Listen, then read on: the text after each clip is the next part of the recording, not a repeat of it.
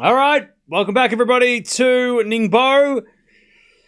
And I wasn't sure if we'd watch this match or not. I wasn't sure if, what we were going to do today. But because it is 9 versus 10 in the rankings, and it's also very important for Rybakina to win this match, I thought, let's see. Let's have a watch. Let's see what this looks like, because this is a very important match. If Rybakina wins it, then it comes down to next week. Rybakina having to win, I think, 2 matches to make the WTA finals and kick out Andreeva. Paolini's already qualified, by the way. So Paolini's in.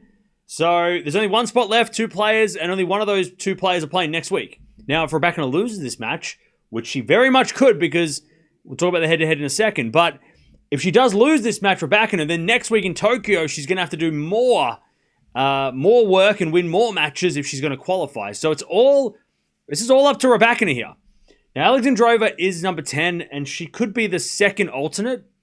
Unfortunately, she's out of the race to the finals. Even if she wins this week, next week, she's not gonna make it. But she has a good chance of being at least an alternate going into Riyadh in a couple of weeks. So she's still playing, and she's been very good, Alexandrova, this year. She's won a lot of titles. So this is gonna be interesting. Now, these two have played 4 times. They haven't played for like nearly 2 years though. 3-1. In favor of Alexandrova. They have played only 3 times on hard court, once on clay. Rybakina won the clay court match, but the 3 matches on hard court, straight sets wins to Alexandrova, including last year in Adelaide, which was the last time they played on a hard court. So, this is going to be interesting. Paolini's reporting out at Tokyo. Well, yeah, I don't think she'll play next week because she's qualified. Like, why would she doesn't need to play. And I would not be surprised if Rybakina wins this match and then she wins 2 matches next week or whatever she needs to do. The minute that she qualifies, she'll withdraw next week. She won't play the whole week unless she has to, right? We all know that would be. I would be shocked if she qualified next week and then kept playing. I think the second that she qualifies, she's out. If it's quarterfinals, she's like, I qualified. All right, bye. She's gone straight. She's leaving. Like, she's only playing because she has to, not because she wants to win a title. So, but we'll see. She has to win today, Rybakina, to give herself less work next week. But this is not going to be easy. And plus, next week, as we talked about yesterday, she's going to have to play Fernandez or Mboko in the second round, which is very tough. Fernandez just won a title today. Mboko beat Rybakina last time they played. So, that has changed. Thanks to Paolini, Rybakina gets a little bit of luck. She avoids Mboko, because Mboko's now seeded, and Fernandez will take on a qualifier. And Fernandez might withdraw too, because she's just won a title. She might not want to keep going, but she'll probably keep playing anyway. But that's actually a good thing. So Paolini withdraws. Mboko gets promoted, and Rybakina avoids her for now. But Rybakina's still going to have to play her in the quarterfinals, which might be the match that she needs to win to make the WTA finals. So either way, she might have Fernandez and Mboko back-to-back to qualify if she wins tonight. So it's going to be, it's still not easy. She doesn't, and again, like I said, Mboko did just beat her. Alexandrova is also playing next week. She's number 3 seed, and up the top of the draw. And not the easiest draw, but still could be interesting. Yeah, the draw got shuffled around. Yeah. You're right, Paolini. That's what she did. Yeah, I'm not surprised. That's the smart thing to do. She was only playing because she needed to qualify. The second she qualified, she was out of there, and I expect that, and there's nothing wrong with that. All right. So I'm just having a look here. Next week in Guangzhou as well, we've got Eala's playing over there, so we'll keep an eye on that. No Andreeva next week. So again, Andreeva has left this up to fate. Unless she knows something we don't, which could be she knows Keys is not playing, so number 9 will get qualified. But if that was the case, if people knew that Keys was not going to play, then Rybakina probably would play it safe and be like, well, I'm not going to play either because I know I'm going to qualify at 9. But I don't know. I think it was so risky for Andreeva not to at least try and play next week to qualify on her terms instead of waiting for Rybakina to make the decision for her. But again, maybe there's something we don't know, and maybe there's something behind the scenes that maybe Andreeva's injured. Maybe that's why she's not playing.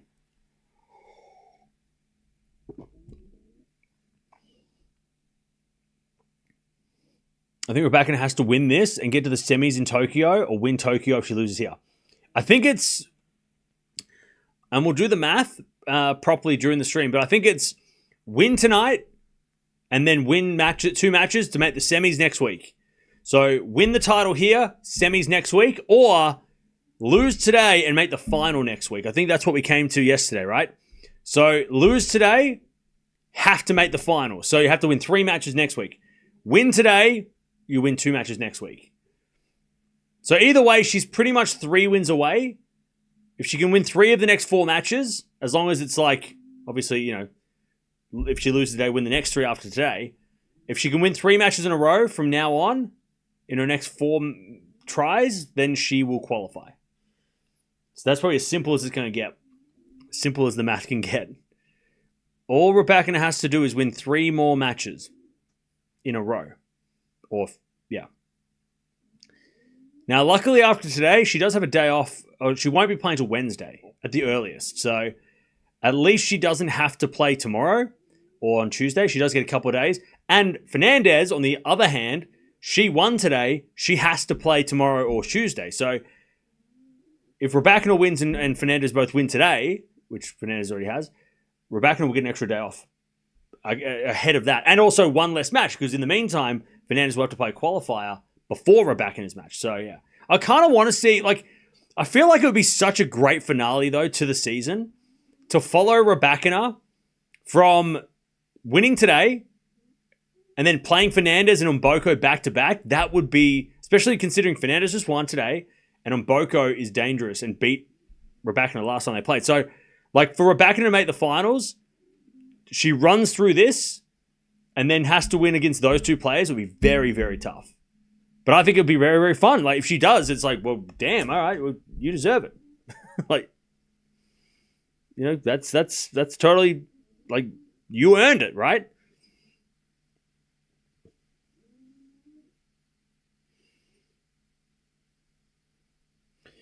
All right.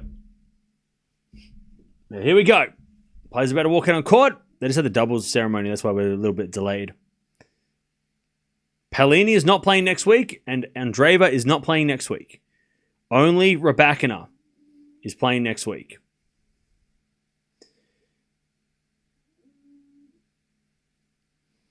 Yeah, she's got to beat Alexandrova, Fernandez, and Mboko potentially. That's the lineup. And if she can win those matches, she will qualify. If she loses today, she'll have to win 1 extra match, which might be against Schneider or against Towson. So again, you don't want to come up against Towson in the semis and have to win that match, because Towson, even though she's injured at the moment, is very, very dangerous. So it's really a Rybakina, having to get it done in win today. That's the first thing. Win now, and then next week how many matches you got to win. And I reckon the second she wins that quarterfinal, if that's all she needs, she's out. She'll be like, I'm going to the WTA finals. She will not, I don't think she'll play the full tournament next week.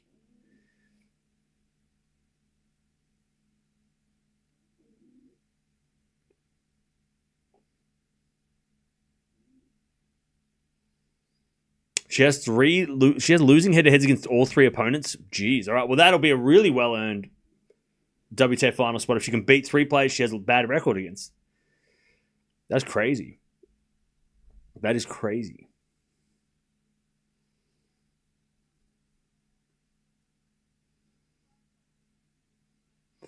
All right.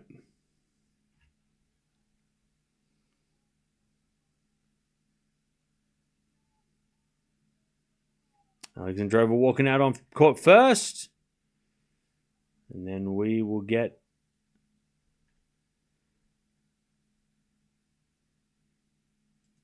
Rybakina will walk out on court as well. A lot of pressure on Rybakina. She needs to overturn a bad record. Now they've only played once in the last 5 years, so it's kind of wild. But that one match was in Alex Andreeva straight sets, and that was last year, so it wasn't that long ago.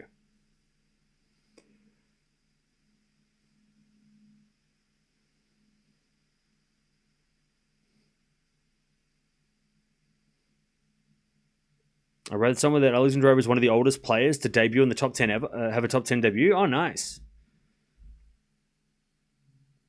Fernandez looked sore all the time this week, but still kept winning. Well, she won the title, so there you go. By the way, Valentova losing the first set 6-love and then coming back to win the second. I was pretty impressed by that because I thought, when I saw 6-love, I was like, all right, this is over. Valentova had a great run, but then the 7-5 second set, I was like, okay. She's got some fight. And then Fernandez clutched it. But Valentova is definitely a player to watch. Is she playing next week, Valentova? No. I don't think so.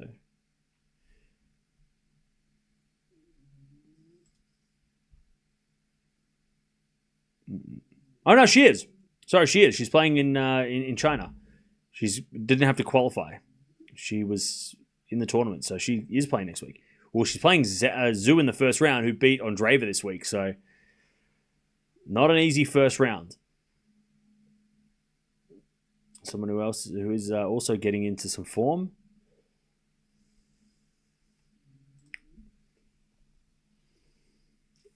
No, Rybakina is not qualified. She has to win a few more matches yet.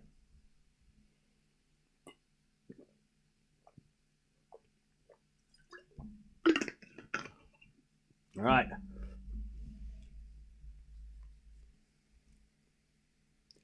Two of the best servers on tour. And when I say best, I mean most aces. Alex Andreeva does hit a lot of double faults, but two of the biggest servers on tour. That's probably the better word.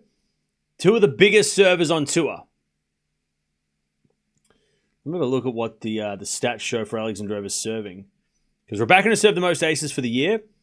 And Alex Andreeva, fourth most aces, 296 aces, but 280 double faults.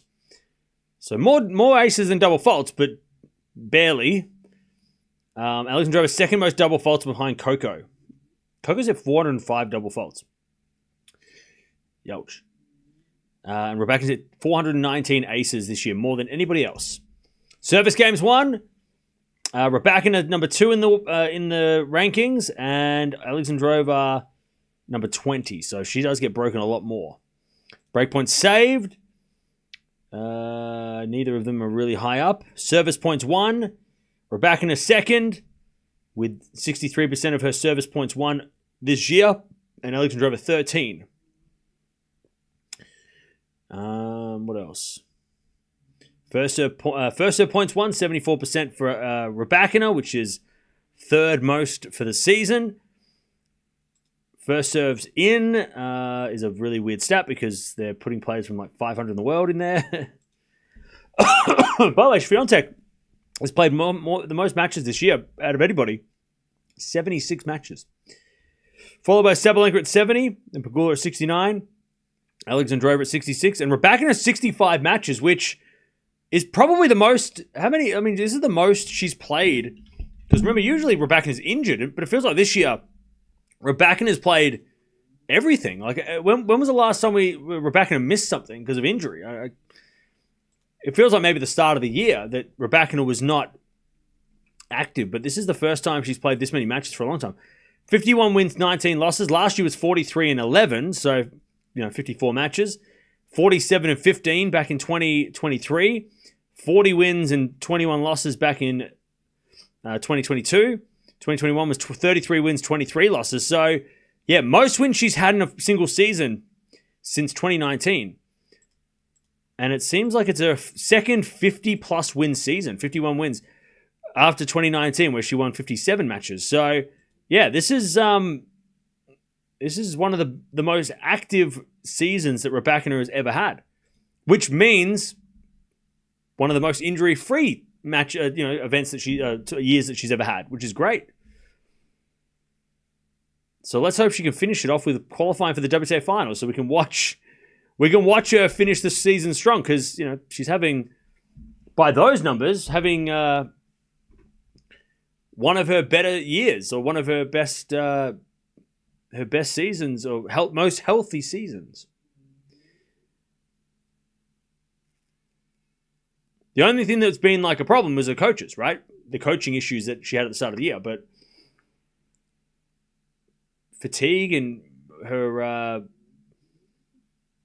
results have been better than ever. As in, like, her wins have been more wins than ever, than second most wins of a season ever.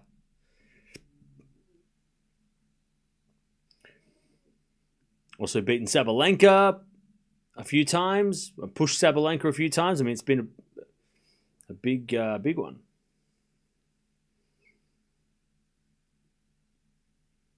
And would love to cap this off with a title. Fritz Vacheroy is not today. It's tomorrow. Maybe we'll watch it. I don't know. Also, I haven't heard anything new on Rune yet. Still waiting for information.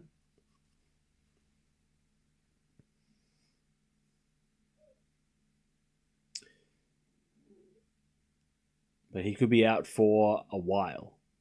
Like, Rune might not come back until 2027. Like, it's bad. It could be like a Zverev situation where, Zverev was like, it was he didn't play all of the second half of 2022, and then 2023, he kind of came back, but it was like it took him a while to get back. But with Rune, it might be longer off court, and then he might come back this time next year, like after the US Open next year, but it might be slow recovery. So he won't be playing. There'll be no Australian Open unless a miracle happened, and it's not as bad as it is. But yeah, I would say no Australian Open. I mean, why would he come back on clay to test out an injury like that? Hell no. So maybe not. Maybe it wouldn't be that bad on clay because it's a little bit more forgiving, but it's still physically it's tough. But maybe like the sliding would maybe be a bit more give. I don't know. Maybe hard courts wouldn't be the best return because you're back on the concrete. But yeah, I think Rune, if it's as bad as it looked, Rune might not be back for Wimbledon, like post Wimbledon next year. So July next year, 9 to 12 months torn Achilles, yeah. So it could be, what's that? So 9 months from now is like July, right? So like we're talking Wimbledon. Like he might come back after Wimbledon. But he'll come back with a protected ranking. So at least, having that much time off, it won't be, he won't come back and be like 100 in the world. Well, he might be ranking wise, but his protected ranking will be like top 12, right? So he will come back and he won't have to start from scratch, right? But he will lose points at Indian Wells. He'll lose points at Slams, As Rybakina hits it wide on the first point of the match and the final go to Alexandrova. I'm going to go Rybakina in 3. I reckon it's going to be a quick 3-setter. I reckon we're going to get 3 tough sets, but it's going to be over in 2 hours. It's a quick 3-setter. 15 love. And return goes back into Alexandrova. She hits a winner, 30 love.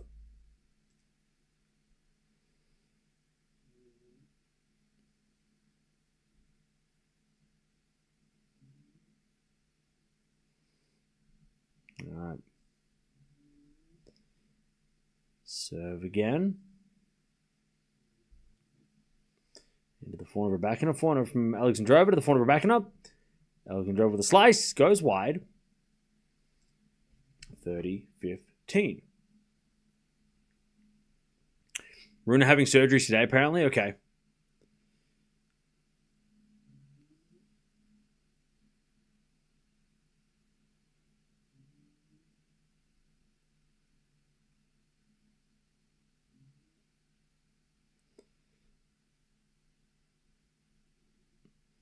All right. 40-15.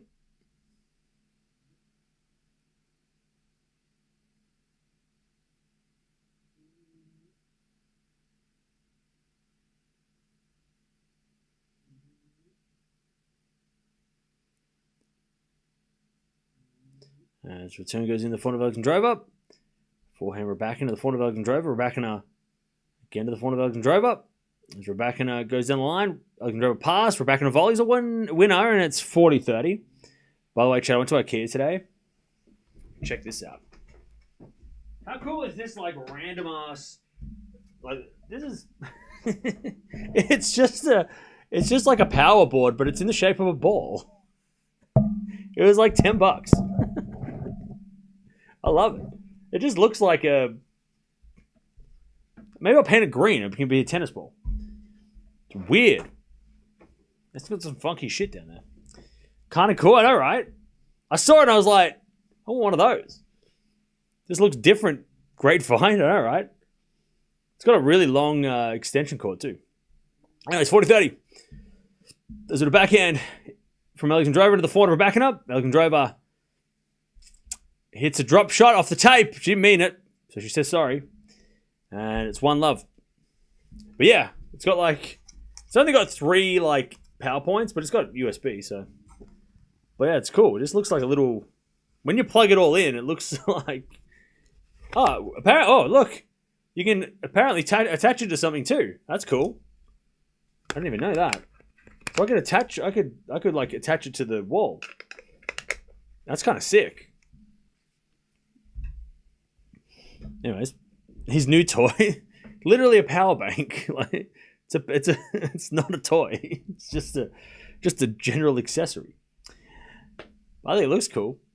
Looks cool than just like the power, like, you know, just like the rectangular thing. Maybe I'll paint it green and shove it on the wall. That's cool. Anyways. And I bought like this massive globe that looks like a crystal ball. And that's fun. That was only like $30. All right. Rybakina with a volley. 15-love.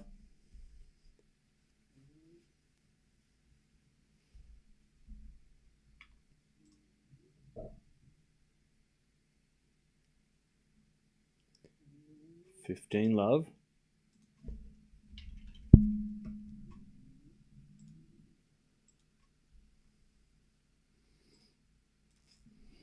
Rybakina forehand to the forehand of Alexandrova.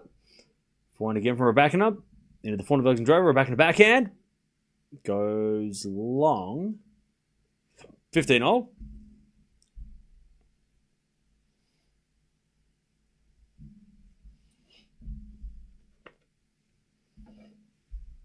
Uh, 15-all.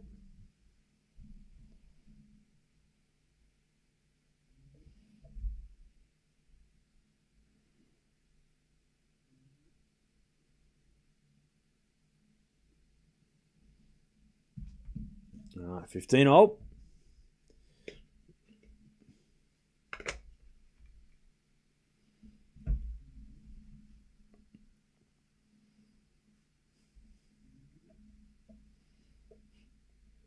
That would be kind of cool to have it like on the wall. Maybe I can attach it to my desk.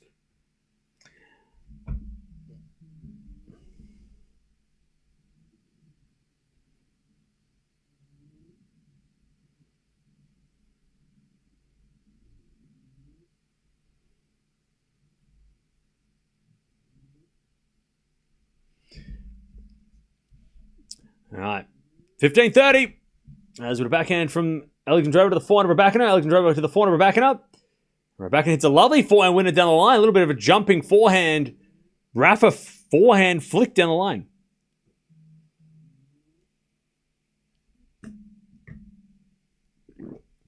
All right.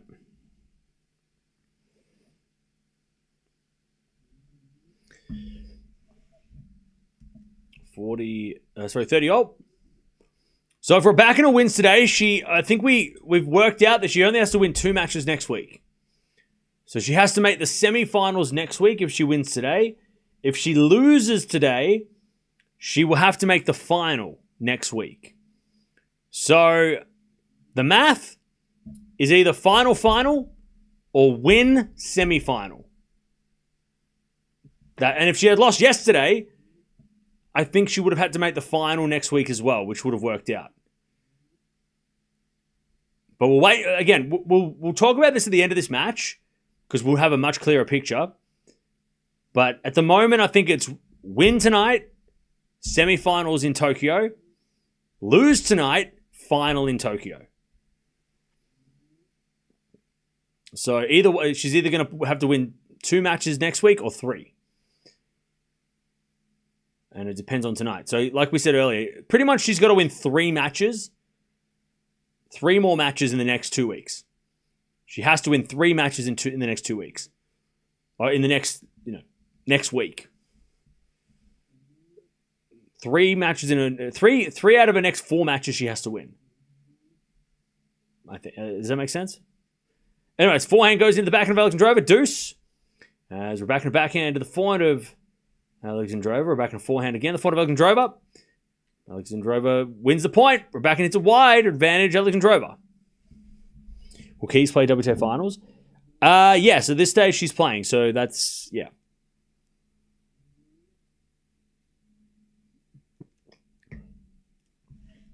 All right, advantage Alexandrova.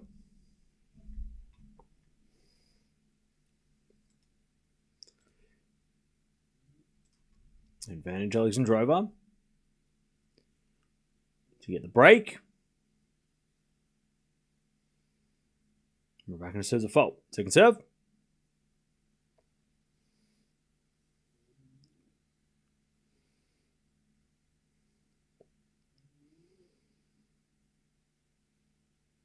As the return goes down the line, Rybakina gets it back, but hits it wide. There's the break. 2-love. 2-love. Alexandrova leads.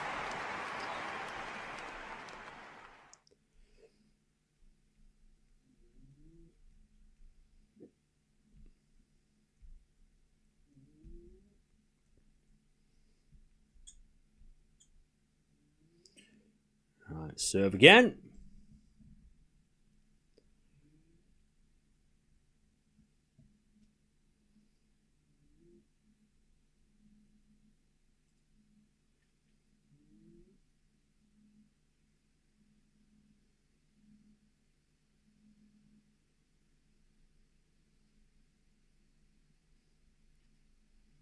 All right, 15-love.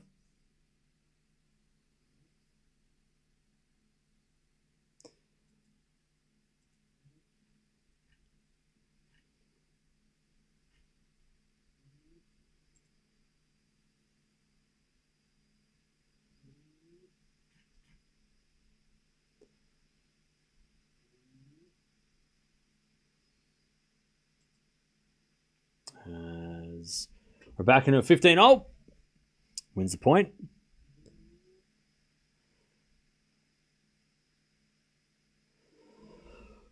$15.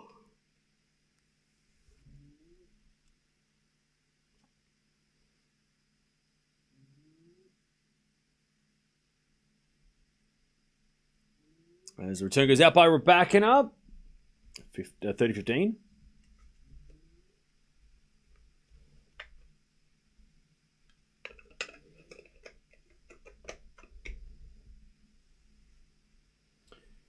$30-15.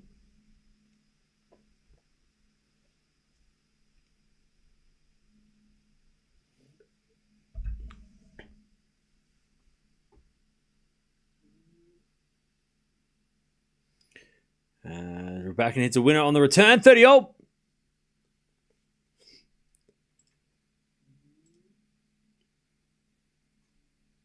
By Medvedev versus Mute is happening in about 30 minutes.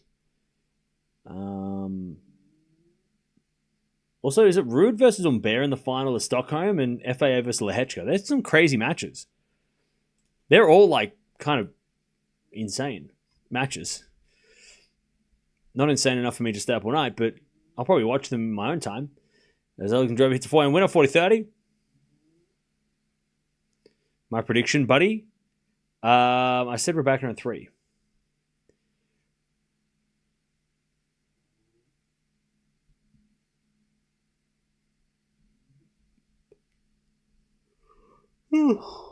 40-30.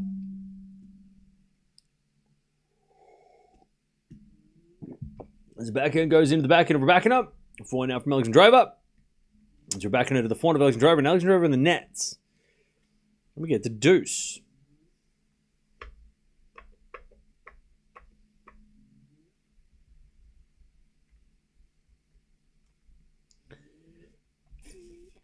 All right, deuce.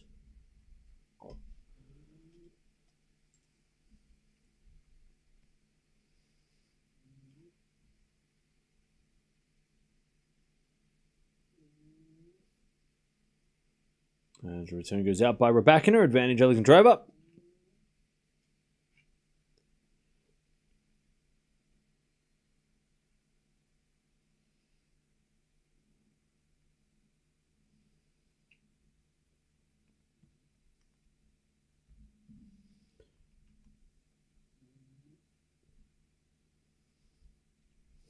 As the return goes backhand of Rybakina, backhand Alexandrova. Rybakina hits it long. All right. 3 love.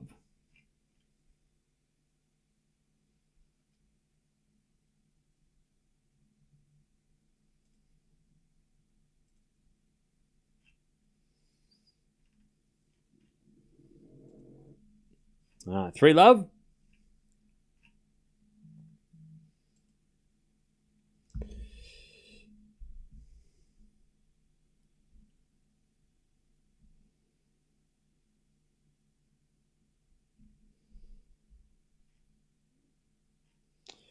Three zero.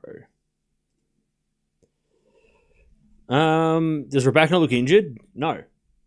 Why? Why would she be injured? She looks totally fine. She's getting outplayed.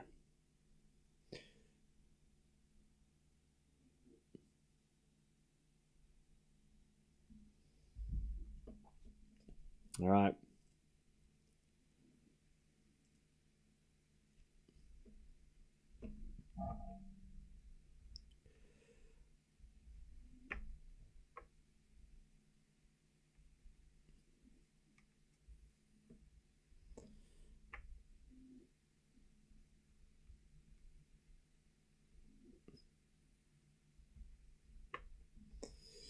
Okay.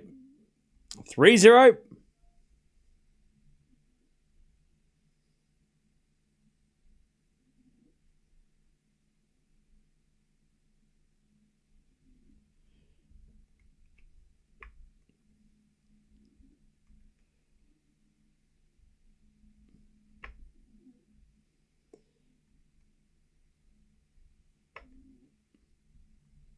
All right. 3 love.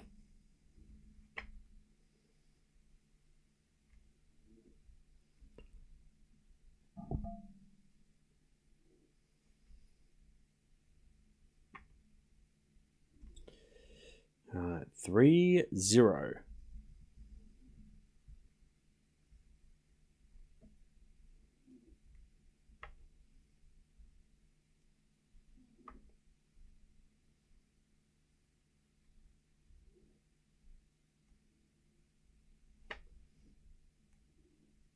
All right. 15 love.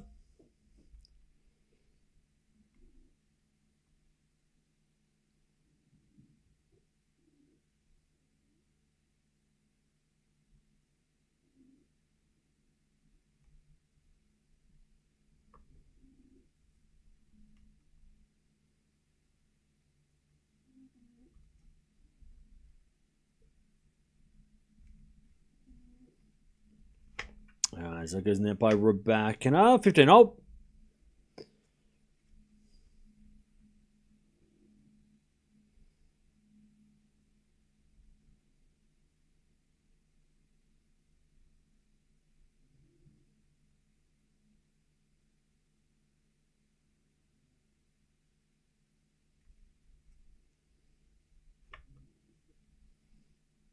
As that goes out by Alexandrova on the return. 30-15.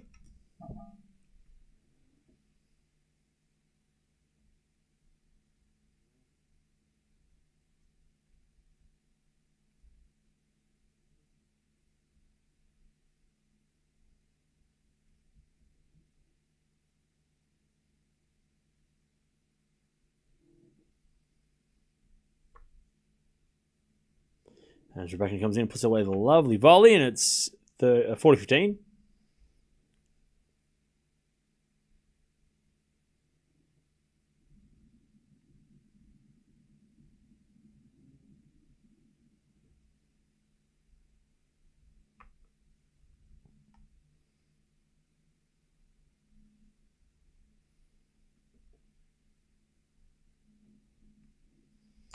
All right. 40-15 as Rybakina holds. All right. 3-1. 3-1. Looking at the Vienna draw, Sinner, it seems Sinner needs to take out a restraining order against Bublik. Why? Pardon me, he only lost to Bublik once in the last 3 matches. All right.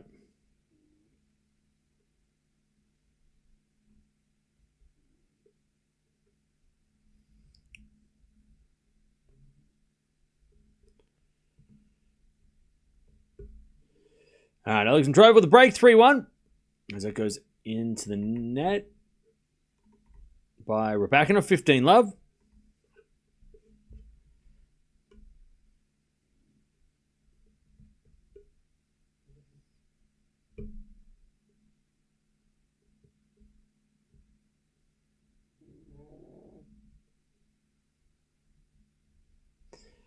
As Alexandrova serves a fault, second serve.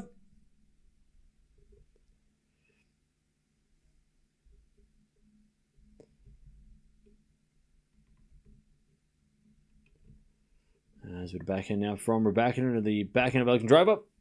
Rybakina forehand goes wide, and it's 30 love, and Rybakina is not happy. She's kicking the ground.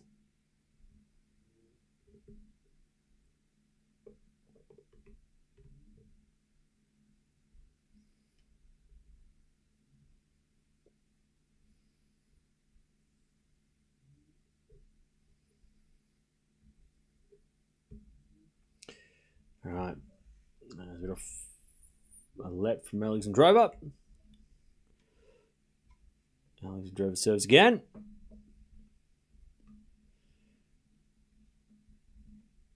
An ace. 40 love. 40 love.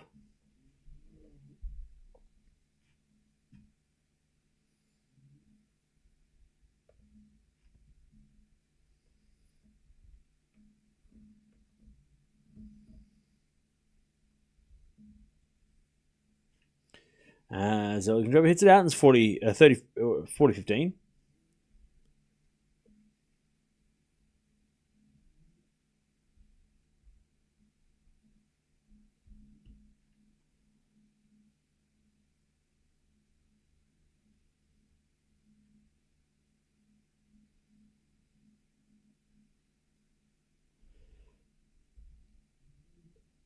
As Rybakina hits a lovely winner, it's 40-30.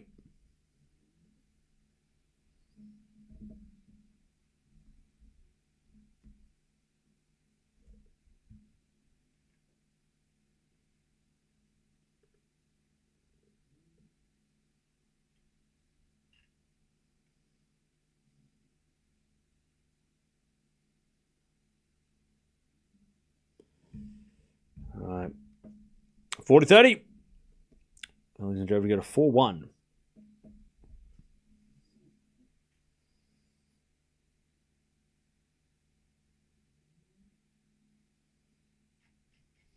As with a 4-4 rally. Rybakina goes again to the front of Alexandrova. Into the front of Rybakina. Alexandrova forehand on the stretch. Goes in the net, and we get the deuce.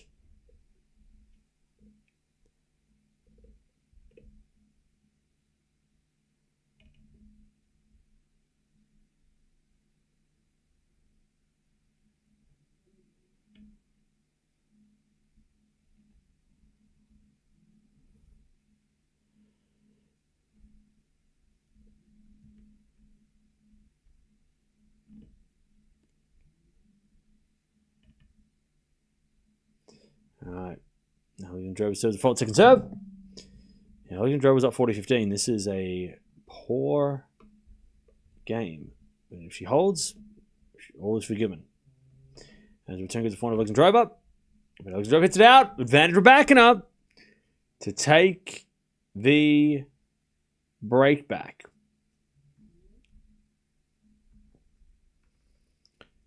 Advantage Alexandrova.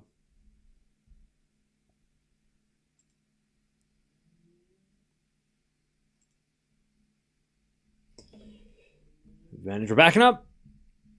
Oh, it was a 40 love. Sorry, 40 love. As the return goes out, Alexandrova survives. Deuce.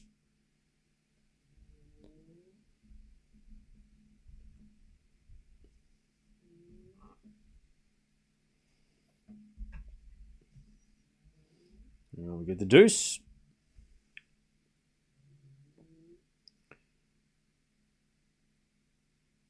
There's another fault from Alexandrova. Second serve.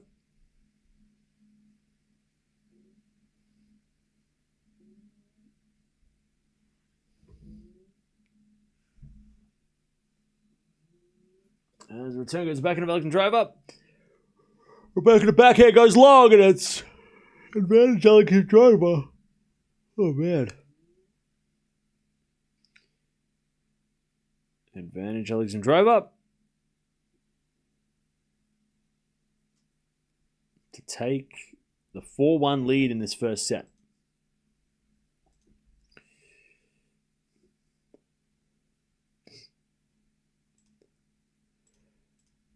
As the backhand goes in the backhand of Rybakina. Ooh, lovely backhand down the line winner.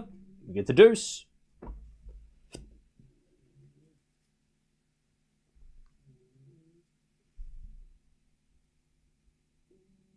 Watching from Montreal at 6 a.m. Nice. All right, back to deuce.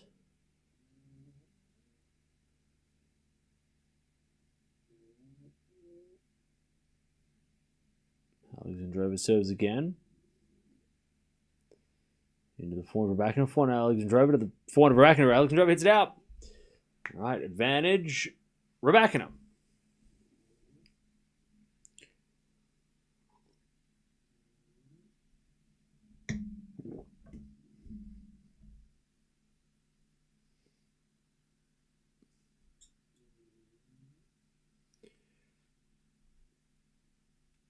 To get back on serve.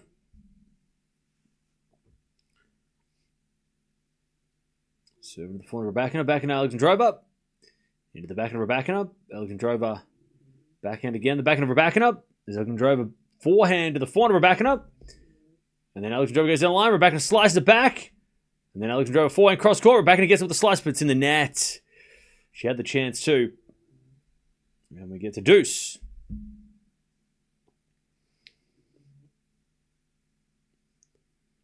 There was a chance for Alexandrova, for Rybakina to slice that back.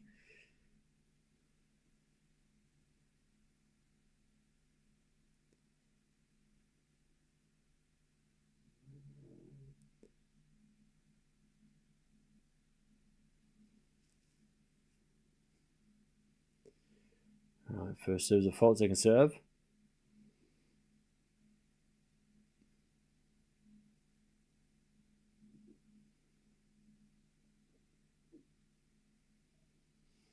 As return goes to forehand of Alexandrova. She goes down line for a winner. Right, advantage Alexandrova to take the 4-1 lead.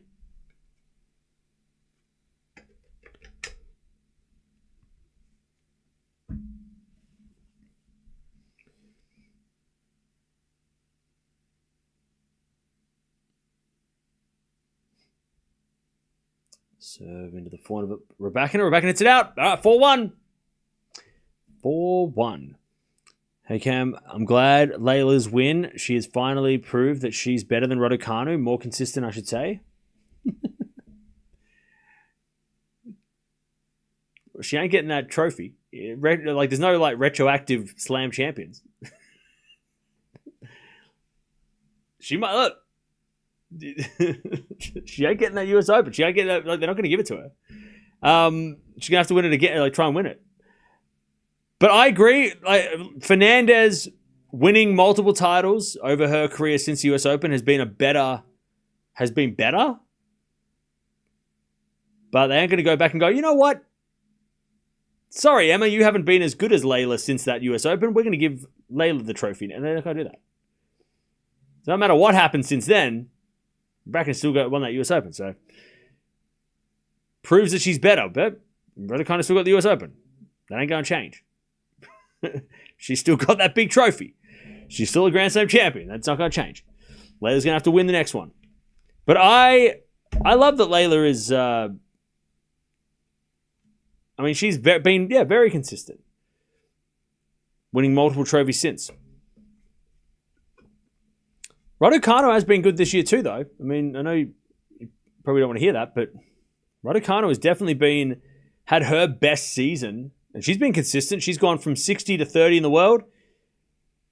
And it hasn't won a title, but she has been good enough to get a ranking from unseeded to seeded at slams. That's not nothing. It was so close to getting a rematch in Washington, I know. We need that rematch next year. We need Fernandez-Raducanu. It's been nearly 5 years. We need that rematch. 4-1 Alexandrova.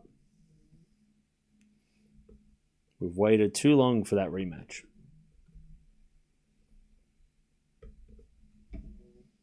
All right. Forehand to forehand rally. As Alexandrova hits it out. Rybakina hit a winner. 15 love. Oh, thanks, Gene. Appreciate it.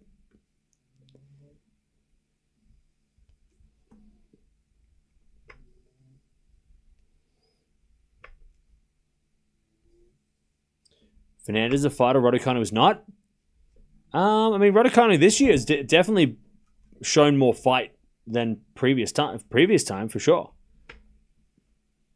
Raducanu definitely has shown a lot more fight this year, I think. Double fault, 15-0.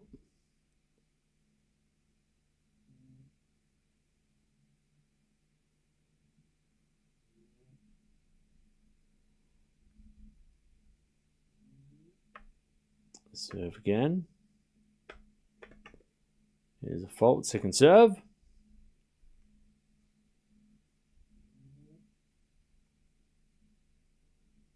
Serving the forehand of Alexandrova. Rybakina forehand winner down the line. Beautiful shot. This is the only match we're doing today. I wasn't even going to do this match, but then I thought it's 9 versus 10. Rybakina trying to qualify for the WTA finals. Not today, but if she does win today, it goes a long way.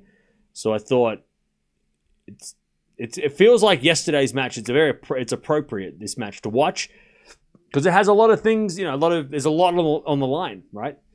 40-15. Yeah, crucial match for Rybakina and top 10 clash, right? 9 versus 10.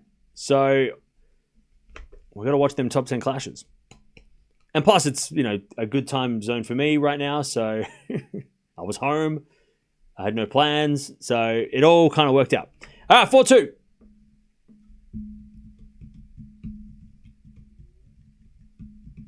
Someone told me today that many players would sacrifice their right arm for a career like Raducanu. Seriously? Why is that confusing to you? Also, why are you bashing Raducanu? Why are you being a Raducanu basher? What's up? What did she do to you? You didn't even bring up the Fernandez thing. Someone else did. Now you're just like, yeah, Raducanu sucks. Are you okay? Why you hate Raducanu? Just gave green light. Green light to, somebody said the R word. I'm going to come in and talk about Raducanu and I can have permission now. A Fernandez fan was talking about Fernandez. 4-2. There's a 4-1 rally. Dude can't get Raducanu's name out his mouth. Raducanu this, Raducanu that. I think you love her. You hate her so much that you're a fan. You're actually a fan, mate. You think you don't like her, but you love her. You know what I mean? Raducanu this, Raducanu that. Hello? What's up? All right, Alexandra hits a winner. No, I don't. She's the worst. I don't like her at all. Okay. All right. Won't shut up about her, though. She's not even playing for the rest of the year. All right, Rybakina smacks it in the ground because she's pissed off. 30 love. She's not playing as well as she needs to play. Maybe the pressure of knowing that WTA Finals is there. It's there for the taking. She just has to win a couple more matches. The pressure is high. And she's never beaten Alexandrova, so this is obviously a very tough match. Match up, I should say.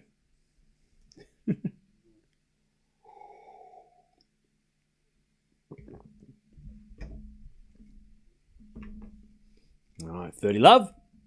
Rybakina return to the forehand of Alexandrova. Rybakina forehand. Again, the forehand of Alexandrova. In the forehand of Rybakina, but Rybakina hits it wide. Rybakina's forehand is not working. 40 love. 40 love.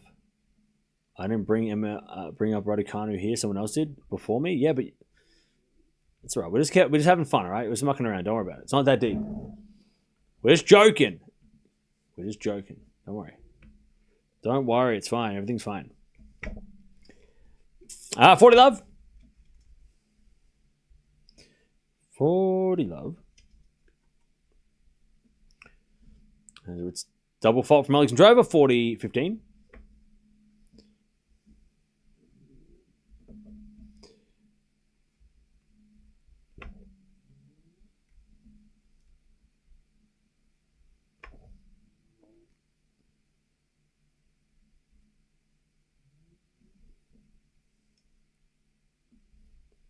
As with a serve.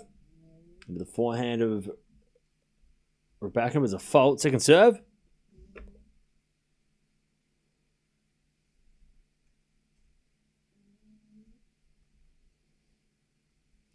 As the return goes out by Rybakina, and it's 5-2 Alexandrova. First set. Maybe Rybakina feels rushed because the power of Drova. True, that's probably true. That's probably that's probably spot on. That Rybakina is probably feeling, because remember yesterday she played Paolini. Paolini does not hit as hard and serve as big as Alexandrova. It's a totally different player. So you're probably right that Rybakina is probably feeling a little bit more, a little bit more rushed, a little bit less time to go for her shot and set up the points like she did yesterday, where she played Paolini, who was never going to hit her off the court. All right, 5-2, but remember, this is WTA, and, 6 love first set means nothing, so.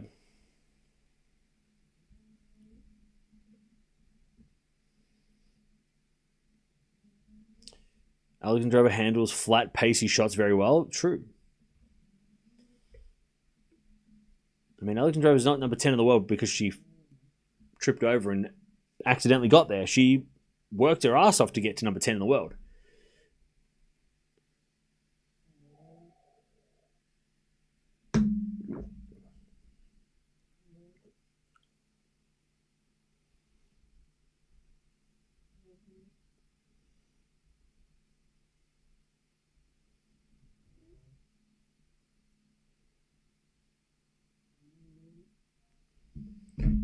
All right, 5-2.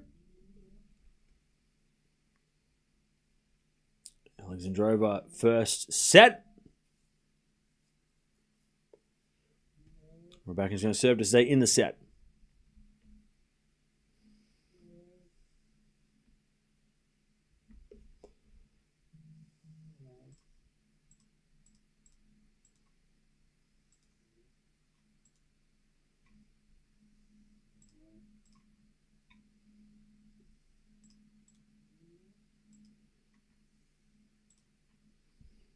All right, is Rybakina too strong? 15 in the love.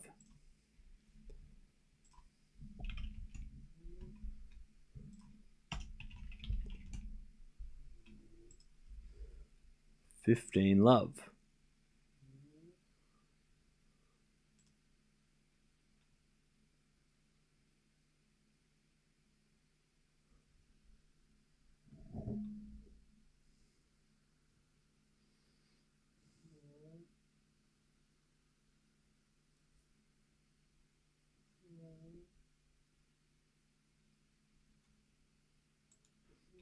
All right. 40 love Rybakina. By the way, Rybakina's got massive, like you know how Ben Shelton has those massive red circles on his arm? I think Rybakina's got 2 on her arm. 1 on each shoulder.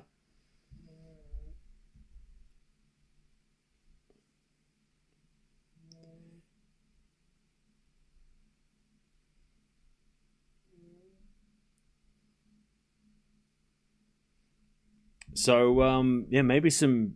We've said she's been pretty healthy this season, but it doesn't mean she hasn't been sore.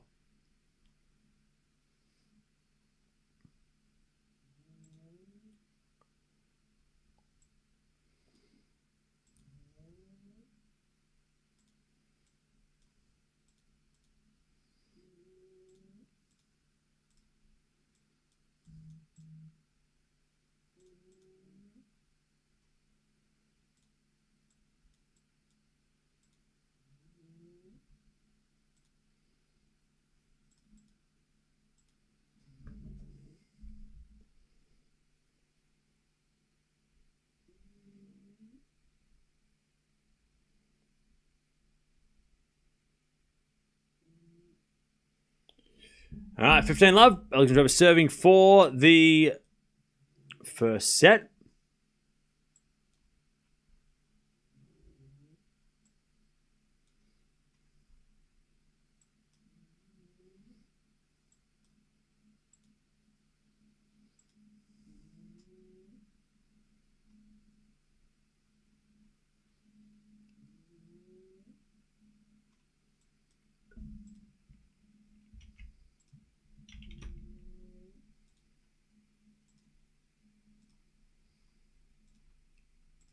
As Alexandrova gets to 30 love.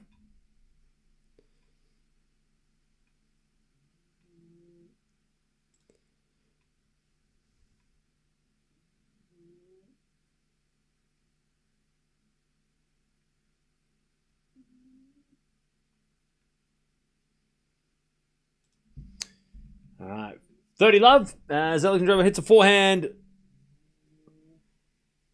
Winner, 40 love. Alexandrova to take the first set.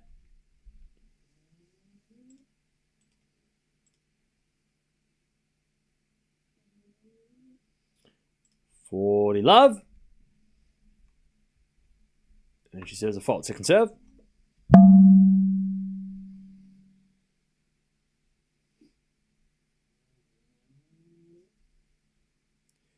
Second serve. Into the back of Rybakina. Alexandrova back into the forehand of Rybakina. Into the forehand of Alexandrova. Rybakina forehand. Winner. 40-15.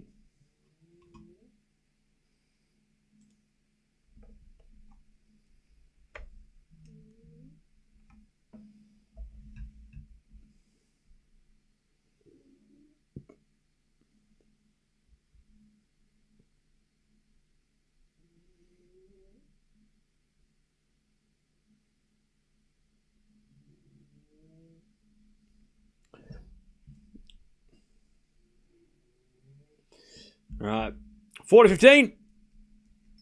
Set points for Alexandrova for the first set. Serving the back of Rybakina. Forehand from Alexandrova. Rybakina can't get it back. First set.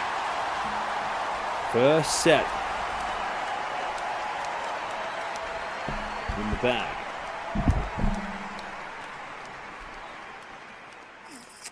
All right.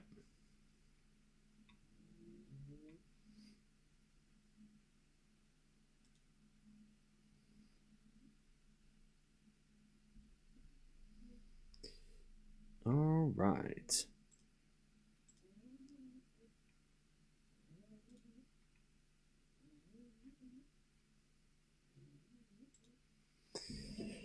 All right, first set in the bag. It's 9 winners, 8 errors from Alexandrova, 14 winners, 15 errors by Rybakina. Actually, a pretty close set. Only the 1 breaker serve and 2 break points for Rybakina. Only 1 for Alexandrova. She converted, so it was pretty close set. It was just that the break came early, and it felt like Alexandrova got off to a really good start, but it was pretty close.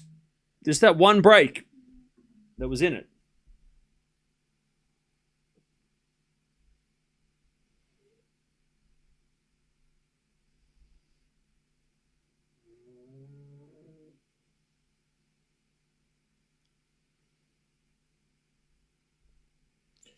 All right.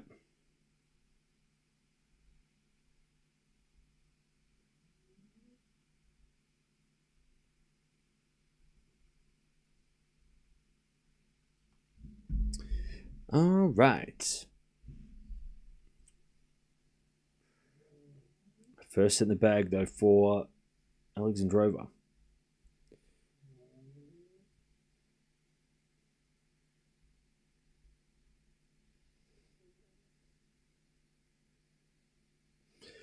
Okay. Now remember, Rybakina needs... She doesn't have to win this. But if she does win this match, it means next week she has to do less work. So if she doesn't win today, she doesn't have to worry so much, but it does mean that next week she has to win 3 matches in a row.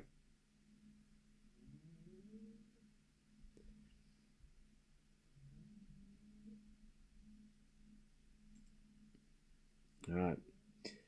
Rebecca might have gone to the bathroom.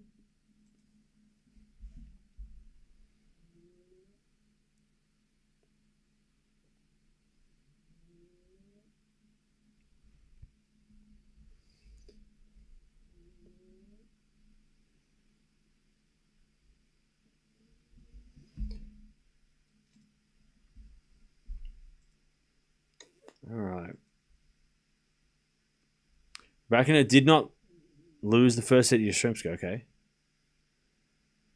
Remember, she's never beaten Alexandrova on a hard court. She's only ever beaten her once, and that was on clay.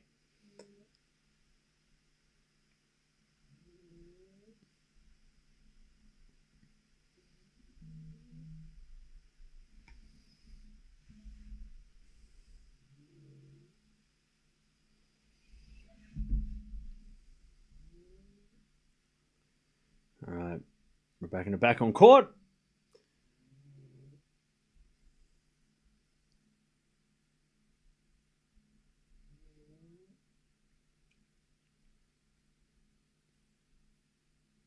Six-three first set.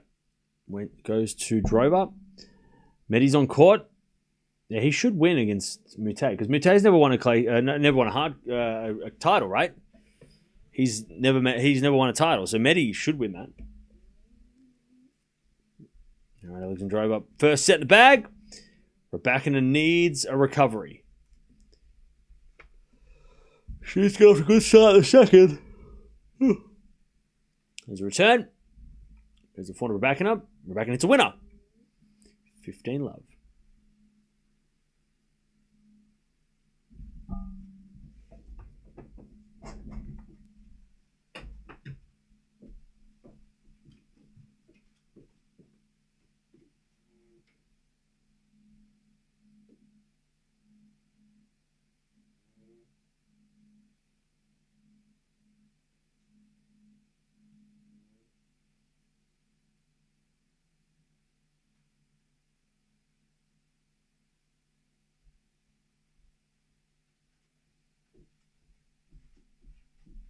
All right.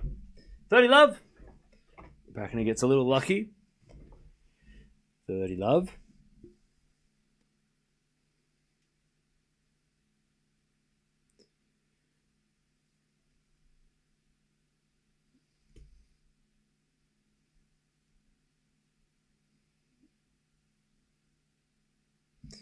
Serve again.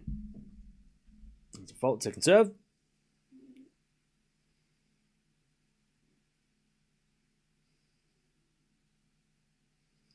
Serving the forehand of Alexandrova.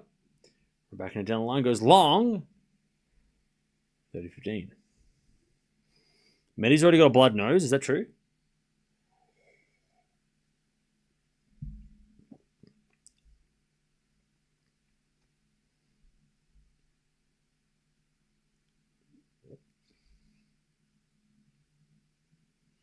Uh, 30-15. WTA live rankings have Rybakina ahead of Andreeva. Yeah, because Rybakina's got WTA finals points and Andreeva doesn't. That's the difference. So, yeah, you've got Rybakina is 11 points in front, but she's also got 200 points at the WTA finals to lose. So if she doesn't qualify for the WTA finals, she'll lose 200 points. Because you get 200 points for do you get 200 points for a win, or is it 100 points for showing up? Remember how you get points for just being there? I don't know if she gets 200 points for did she win one match? Yeah, she beat Sabalenka, right, last year. So, yeah, you get 200 points for the win. So she's got 200 points, which will drop off if she doesn't qualify, right? I think she beat Sabalenka last year. Because she didn't play until... Remember how she didn't play from the US Open until the WTA Finals? And then she came in and she got a win, but she didn't win enough. Whereas Andreeva has 0 points at the WTA Finals to lose. So that is why. That is why.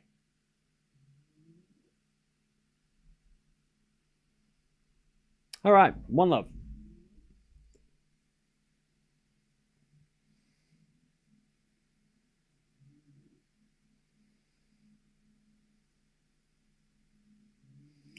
Rybakina hasn't had much luck with winning many matches. She used to be real good, but definitely has been going backwards.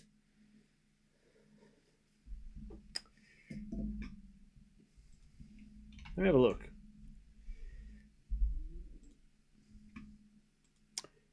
So Rybakina...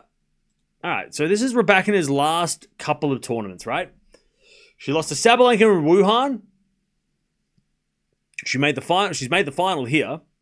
She lost the least in Beijing, and that was a 3-set loss. That was not a great loss.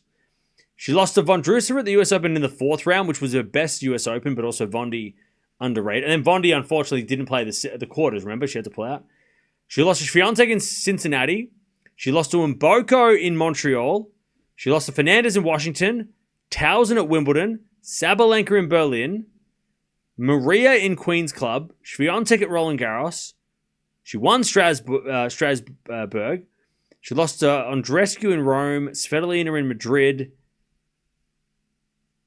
It was really Miami and Indian Wells. She lost to Andreeva in Indian Wells, but she did lose to Kruger in Miami first round, and that was not ideal.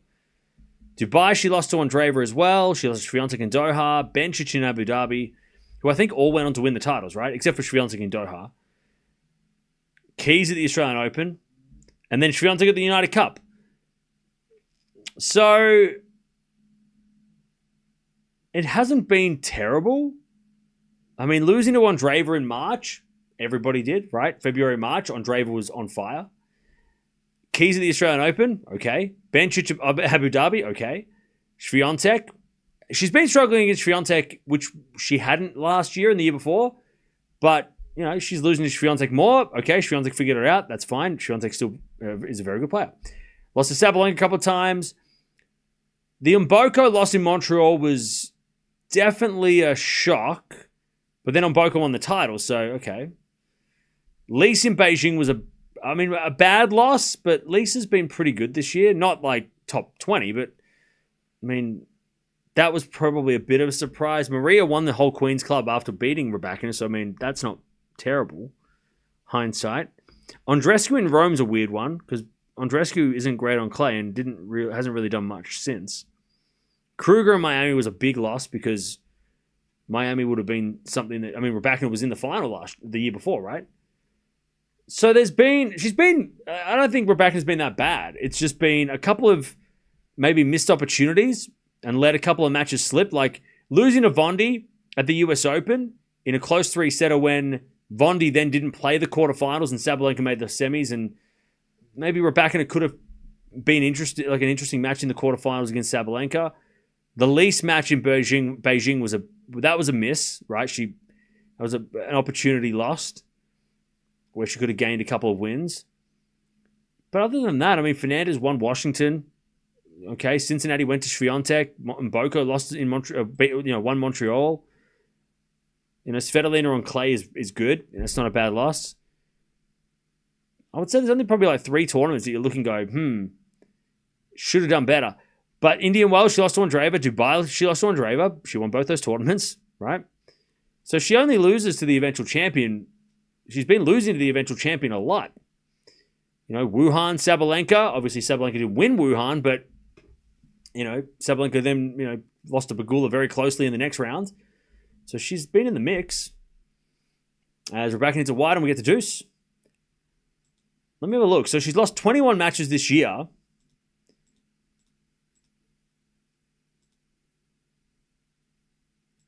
And 8 of those 21 have been top 10 players. And this is a top 10 player now. So losing, she's lost 8 of her, and this is going back to, she hasn't lost 21, my bad. She's lost 19 matches this year, and 6 of those have been to the top 10. Twice Sabalenka, 4 of those losses Swiatek. So she's only lost when she plays the top 10. I mean, this would be the first non-top 2 player, right? I mean, Swiatek wasn't number 2 in the world when she lost to her, but again, not the entire time, but again, 5 wins, 6 losses against top 10, and it's all been Sabalenka Swiatek. But outside the top 10, she's 46 wins, 13 losses, and like I said, Lise, Vondi, Mboko, Fernandez, Towson, Maria Andreescu, Svitolina Kruger, Andreeva, Bencic, Keys.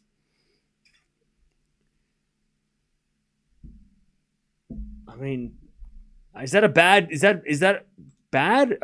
year? I don't know.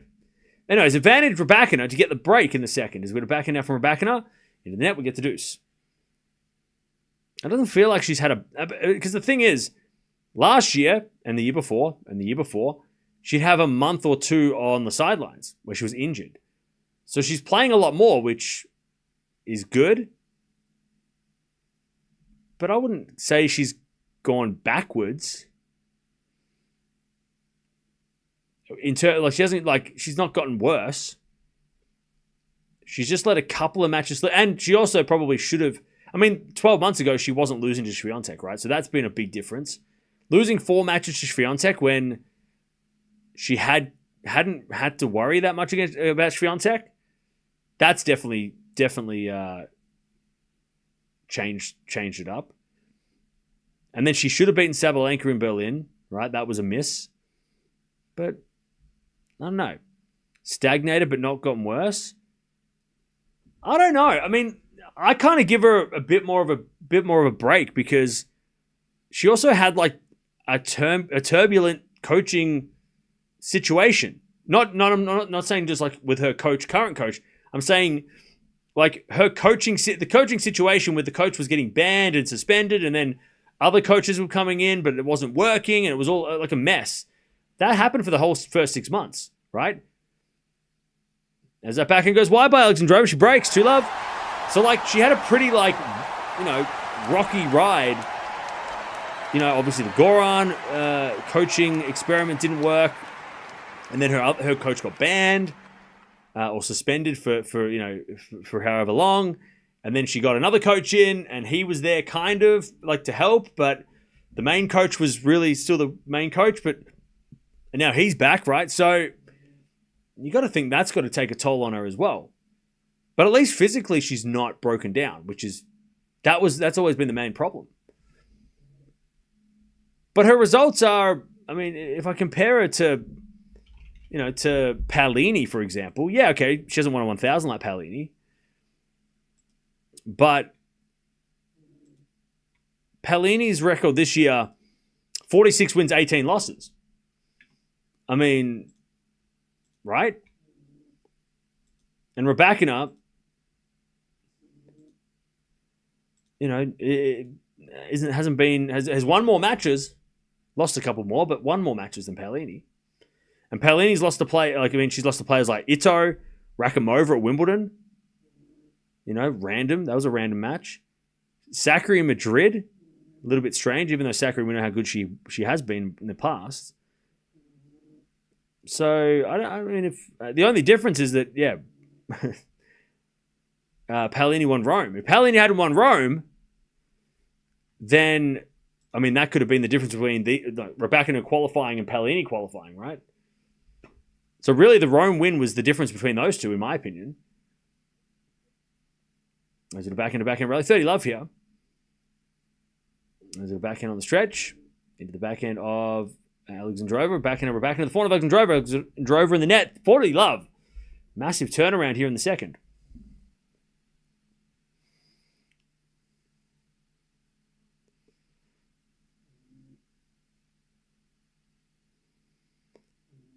Her serving used to be a serious clutch factor in those moments when she's serving for the match or up at lead. And it has been the first serve taking a tank. I mean, let me compare her serving from this year and last year. I mean, I don't feel like I mean, yeah, okay, there's probably been matches where she's served for the set and she's got broken, and that's unusual, but I wouldn't say her serve has been worse. Like, she's still serving. She's still the best server on tour. So last year she served 358 aces. This year, 420.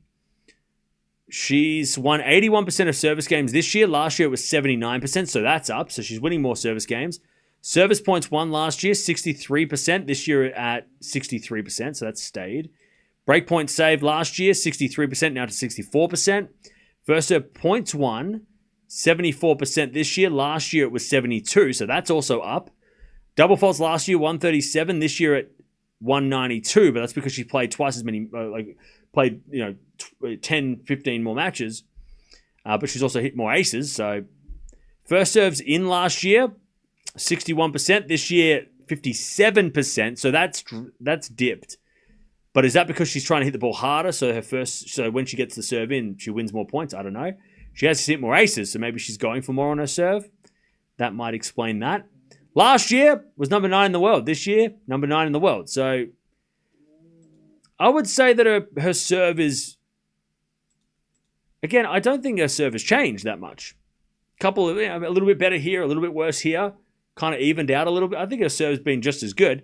But the big difference is that she's not had a long injury break, right? She's or got sick. Remember last year, French Open, she got sick. Post-US Open, didn't play until the WTA Finals. This year, I don't think she's gone a month without playing. Like, she's played every couple of weeks, which is great. She's been on court. So I don't know. I don't know if I agree with her serve, except for the times where you can go, oh, well, she served for the match and she lost because she got broken, or she was serving for the set and then she lost the first set because she got broken except for those couple of things, but you can point them out for a lot of players. Other players have had that problem too, right? But I don't know.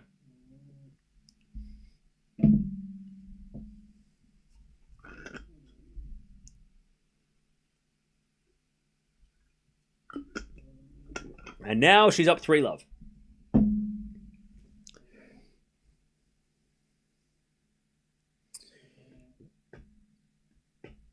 Struggled with insomnia last year, seemed to improve. Yeah, she seems to... I mean, she has, again, like I said, hasn't had a break, like a long break of competition. She's been playing more than ever before. She's been active, healthy for the first time in so many seasons. All right, 3-1. 3-love, sorry, 3-love.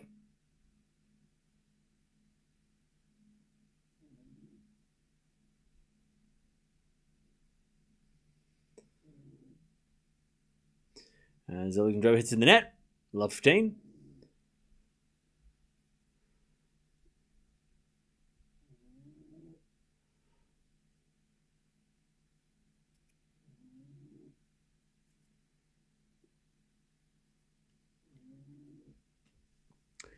And the return goes back into Alexandrova. Forehand Rybakina. Into the backhand of Alexandrova. Rybakina. Forehand goes wide. That's 15 all.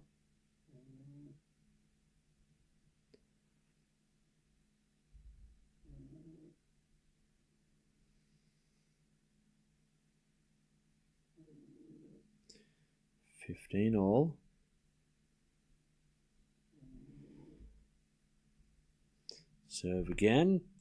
Into the forehand of Rybakina. Return goes in the forehand of Alexandrova. She hits the winner. 30-15. 15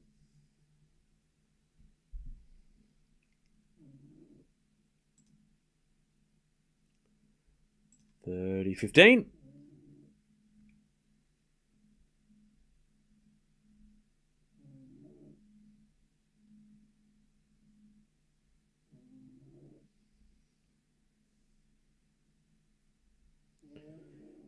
Alexandrova serves a fault, second serve.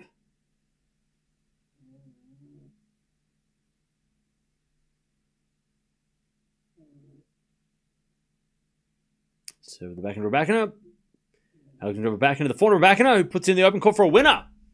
Nice backhand return that was a massive angle. 30-all.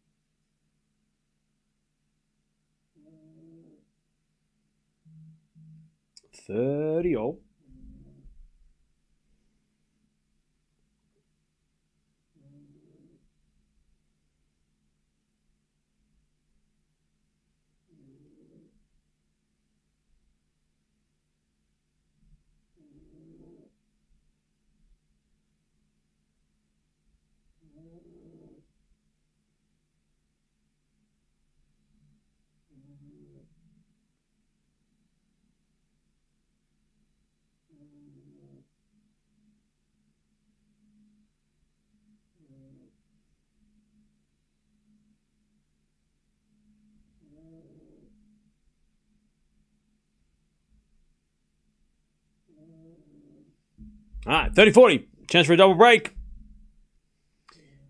There's a bit of fault, second serve.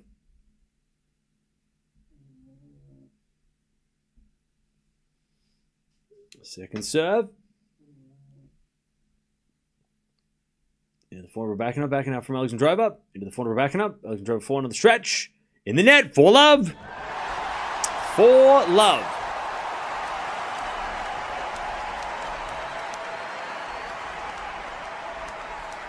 All right.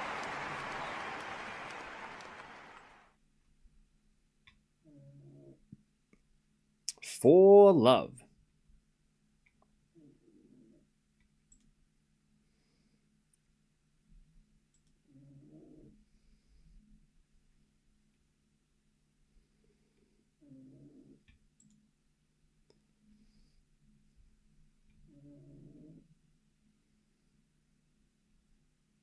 As Rybakina serves an ace, 15 love.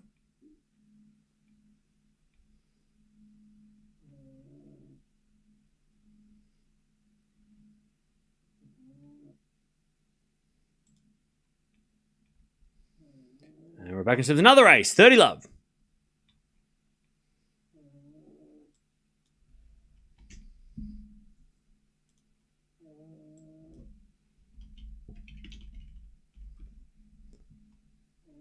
All right, 30 love. A little bit of fault, second serve.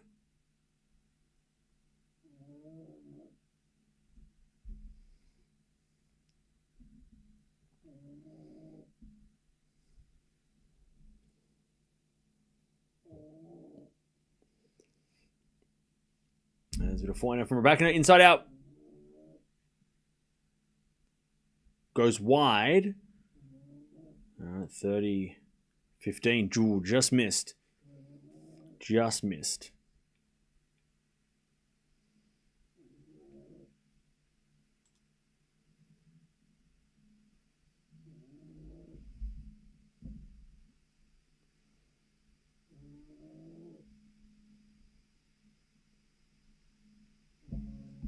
All right, return goes wide by Alexandrova, 40-15.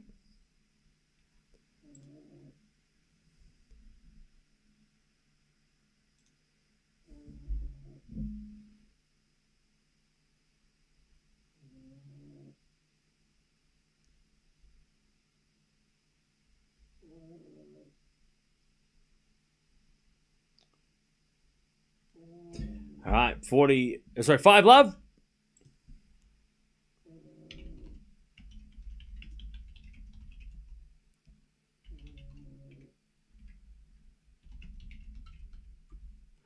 All right, 5 love. 5 love.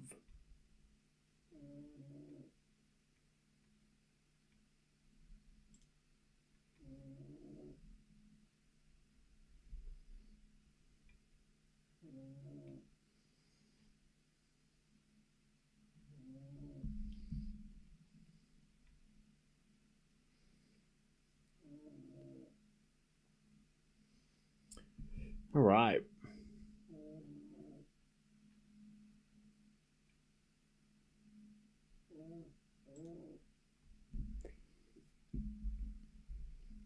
Five zero.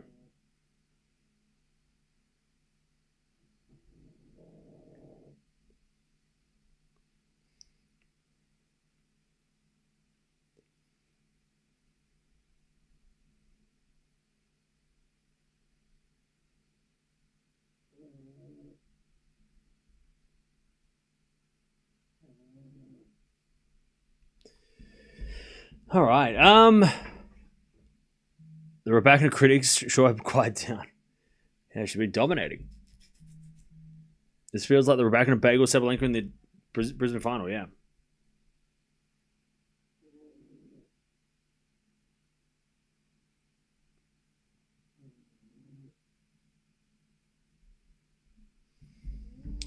All right. Alexandrova serving to avoid a bagel. As we let.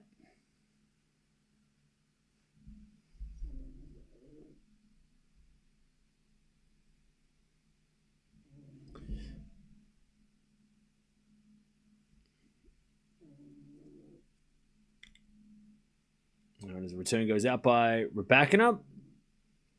15 love.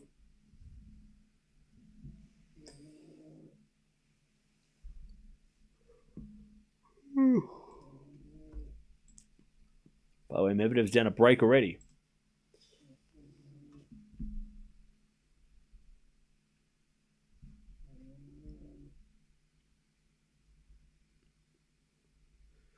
All right, backhand to backhand rally. Alexandrova in the net, 15-0.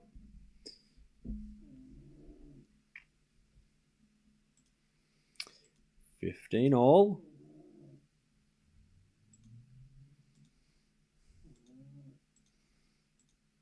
$15-all.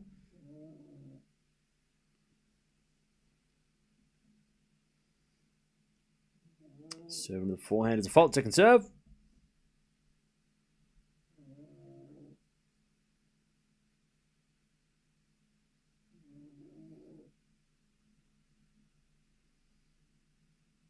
Second serve.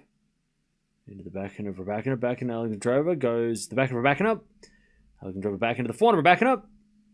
Into the forehand of Alexandrova. Rybakina forehand again.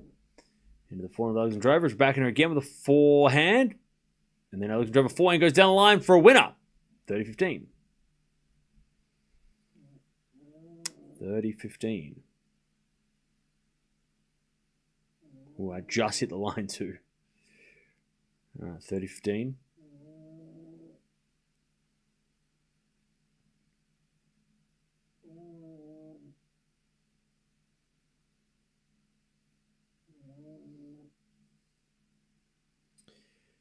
All right.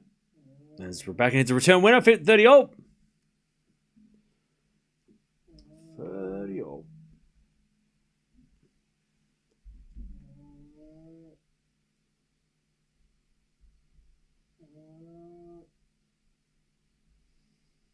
As the return goes into the forehand of Alexandrova, forehand of Rybakina. Again, the forehand of Alexandrova. As Rybakina forehand goes the backhand of Alexandrova. The backhand of Rybakina. Alexandrova backhand again to the backhand of Rybakina as Alexandrova goes to forehand of Rybakina. And the forehand of Alexandrova, who hits it wide. Set point, 30-40. To Bagel in the second, Rybakina. Huge turnaround.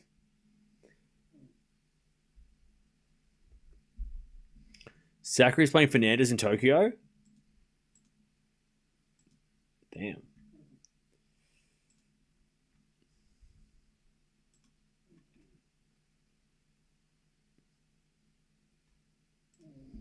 All right.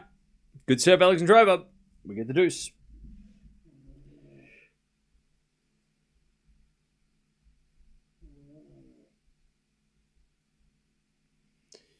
We get the deuce.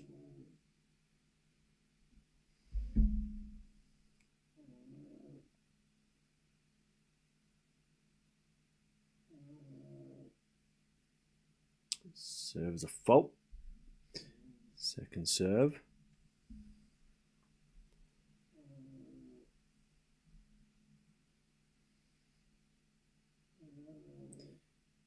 the back of Rybakina. Back now. Alexandrova goes wide. Advantage Rybakina.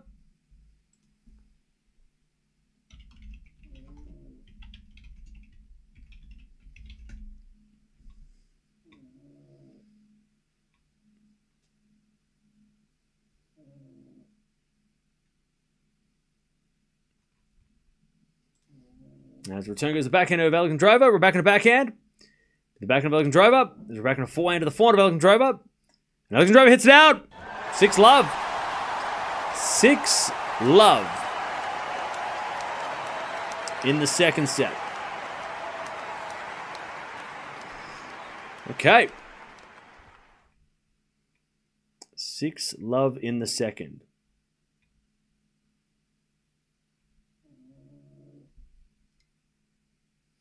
Alexandrova is leaving the court to go to the bathroom. 1 set to decide the winner.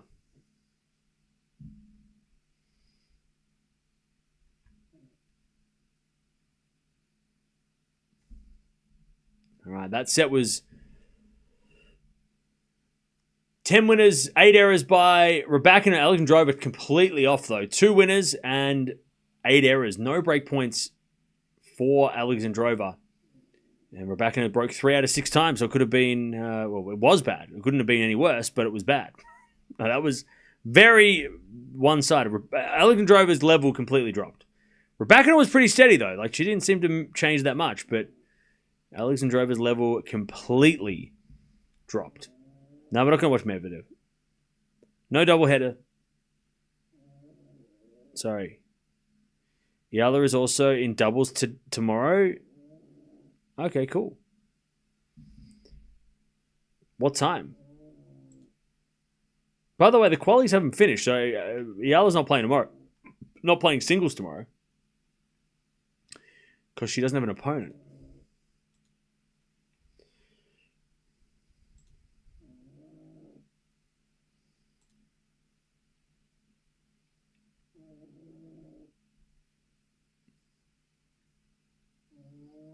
Are you sure she's playing tomorrow? I don't see her on the list. Eala's definitely not playing singles, but doubles tomorrow? She's playing doubles tomorrow? Or are you saying just next week in general? She's definitely not playing tomorrow. All right. 1 set to decide the title.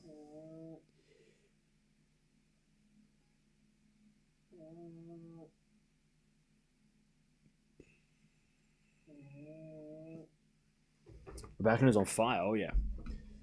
She's definitely on fire in this in that second set.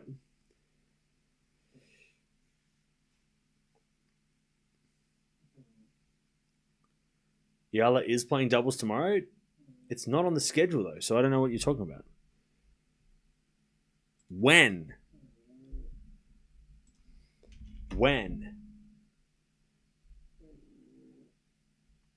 Am I looking at the schedule? Where the hell's the schedule? The schedule says she's not playing. Google says she is, but I don't trust that. Why is the schedule not telling me that? Maybe I missed it. Hang on. Let me check again.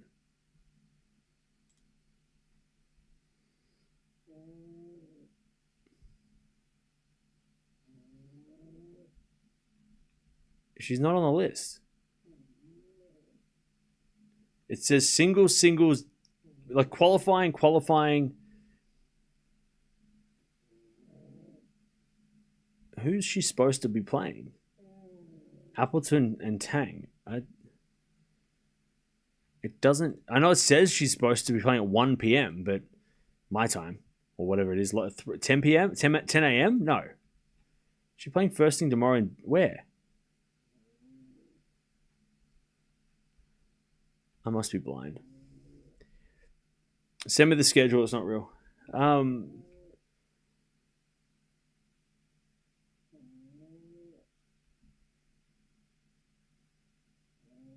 She's not playing tomorrow. She's not playing tomorrow. I'm looking at the schedule right now. She's not playing tomorrow. There's only 3 doubles matches tomorrow, and Eala's not in any of them. She's not playing tomorrow. She's not playing tomorrow. Is the postcard wall of places you've been? No, it's of people that in the chat send postcards, and I put them on the postcard wall. So this is from people in the chat from all around the world over the last couple of years have sent them in. All right, Rybakina serving first in the third. She serves an ace, 15 love.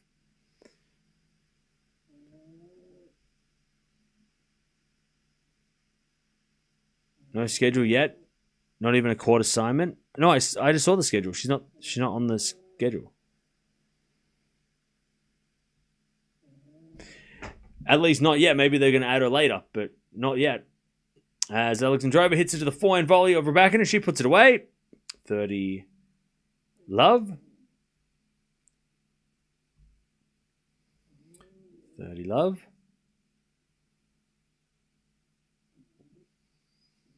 No Runa news. Apparently he's going to surgery possibly today, so.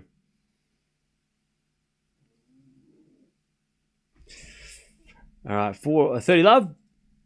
Rybakina serves a fault second serve.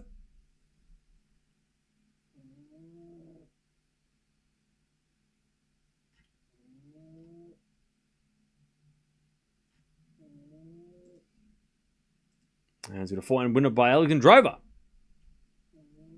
All right, 30-15.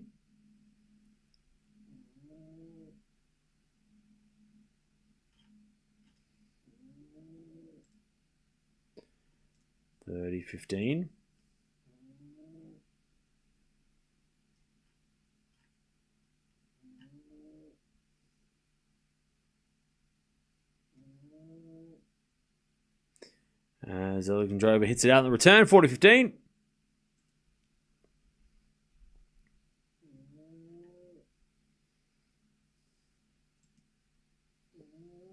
Rybakina wins 7 games in a row.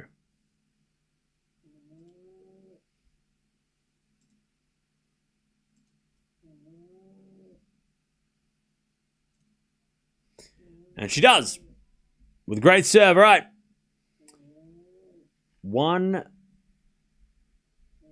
love in the third. 1 love in the third.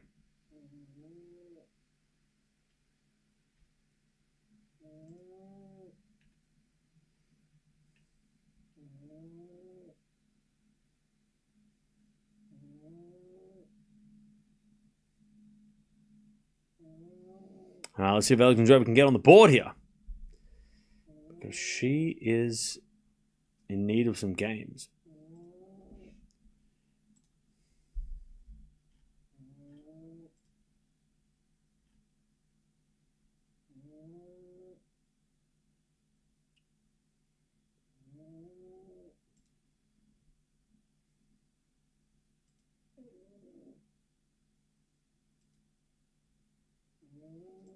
All right, return goes forehand of Alexandrova, forehand from Rybakina. Alexandrova hits it wide. Love 15.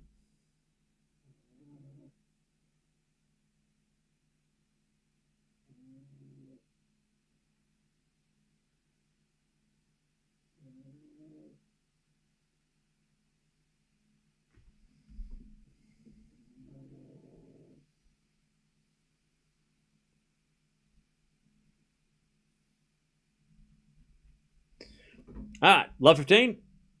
Is it a forehand rally? But we're back in here wide, and it's 15-all.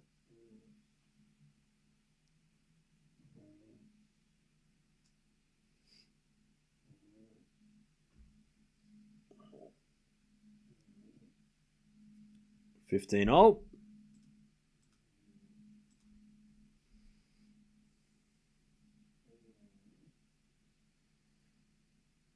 As the return goes back into Alexandrova, we're back in forehand. Goes wide. And it's 30-15.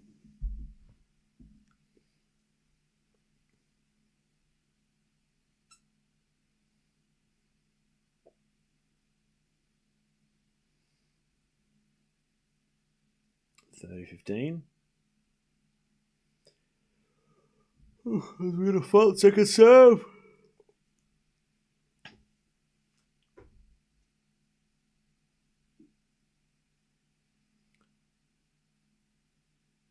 As we're back in a return, the backhand of Alexandrova. Alexandrova in the net, 30-all. Medvedev 4-0, nice.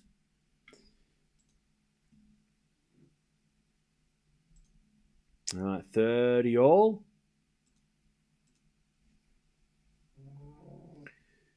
As Alexandrova serves again.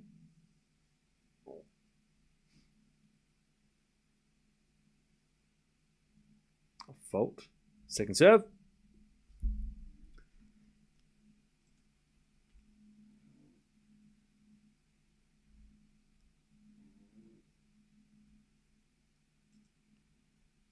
As a return from Rybakina sliced. Into the forehand of Alexandrova. Forehand from Rybakina. Alexandrova gets a backhand, but Rybakina comes to the net. Slice Alexandrova. Oh, great shot. Forehand slice cross-court winner. With Rybakina at the net. That was a very good shot. 40-30. Crazy save.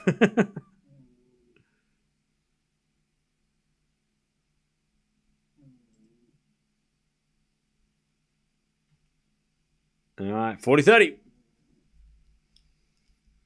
So in the forehand of Rybakina. Backhand Alexandrova. Into the forehand of Rybakina. Alexandrova forehand on the stretch. Rybakina backhand cross-court winner. Too good. Deuce.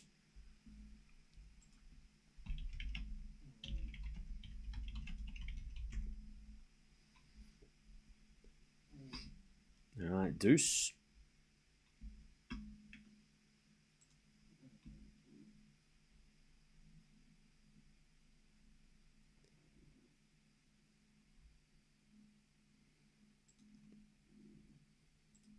As with a forehand rally. Alexandrova down the line. Rybakina gets with the backhand. As Alexandrova wins the point. Advantage Alexandrova.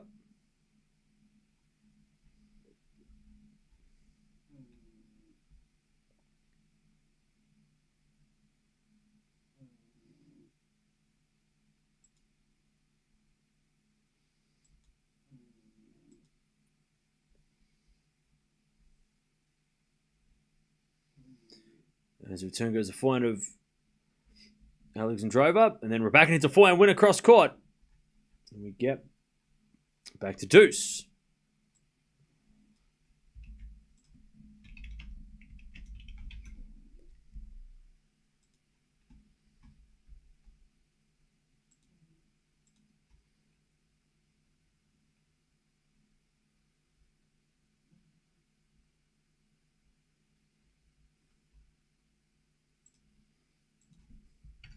As with a backhand rally.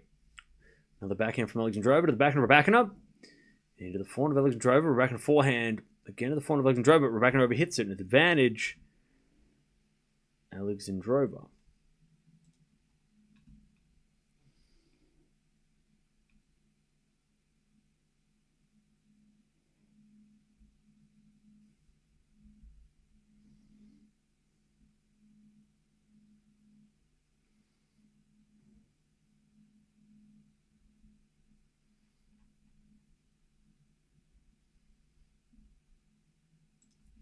As Rybakina gets a lovely backhand on the stretch down the line for a winner. What a shot. All right, deuce.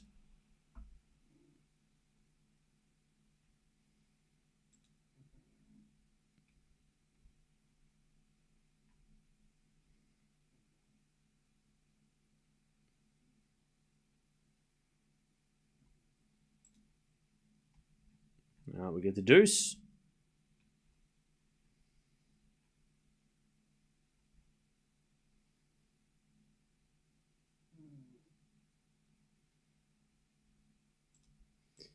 All right, as Rybakina hits it out, an advantage, Alexandrova.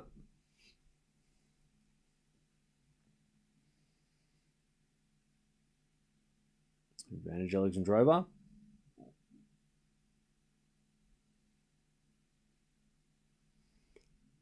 To take her first game in a long time. As return goes back into Alexandrova. Alexandrova in the nets. We get back to deuce. Back to deuce.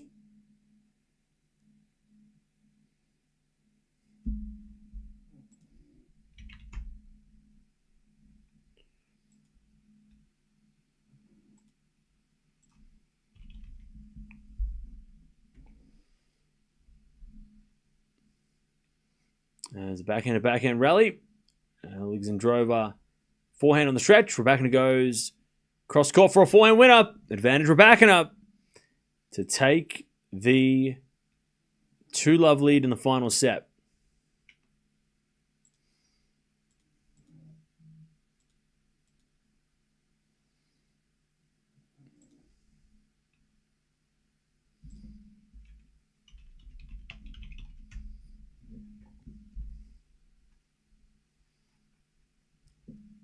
There's a bit of fault second serve.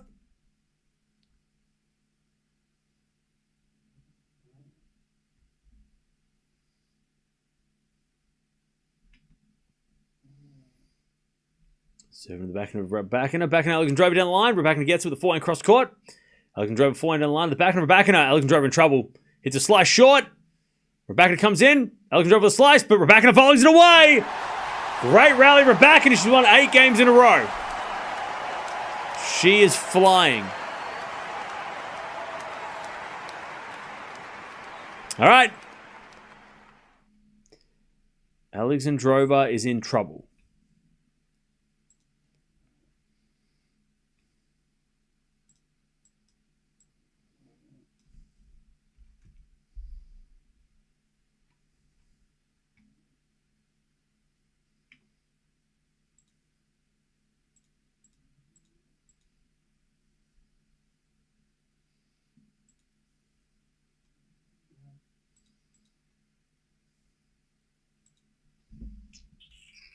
All right.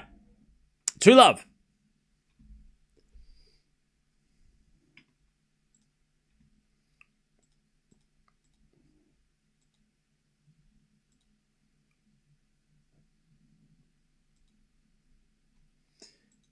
As we're back in 15-love.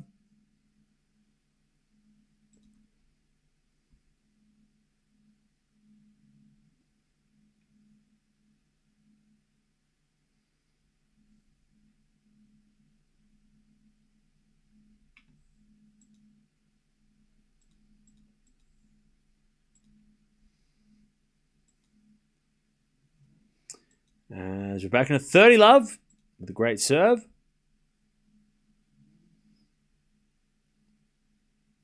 Love.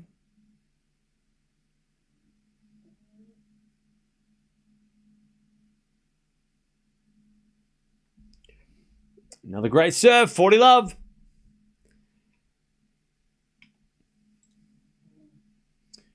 We're back in it to take a 3-love lead and make it 9 in a row.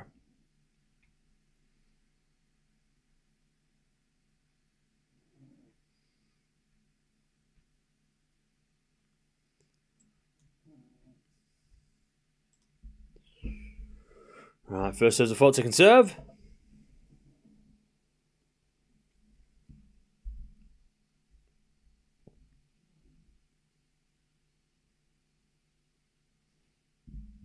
As Rybakina goes to the forehand of Alexandrova. Rybakina forehand to the backhand of Alexandrova.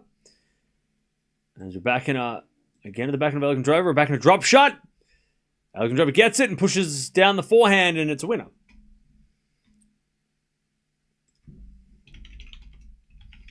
And it's still 40-15.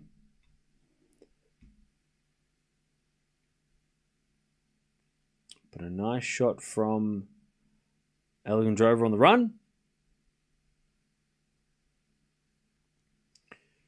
40-15.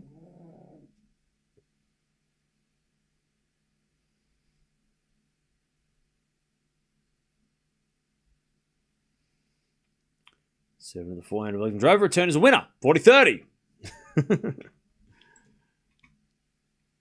40-30.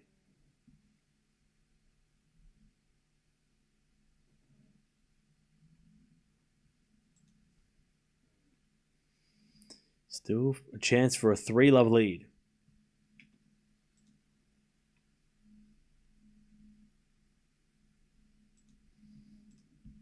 As a return. Into the forehand of Rybakina. Forehand from Alexandrova. Again, the forehand of Rybakina. Alexandrova forehand again to the forehand of Rybakina on the stretch. But it goes out by Rybakina. We get the deuce. Medi's 5-all. Okay.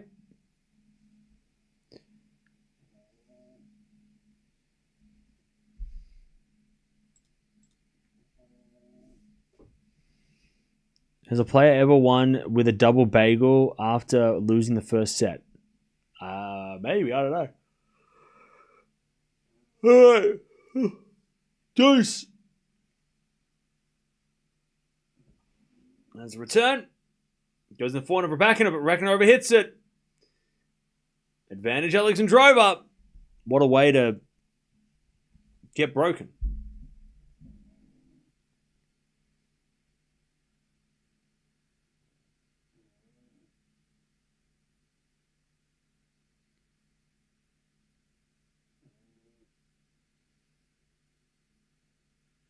To get back on serve.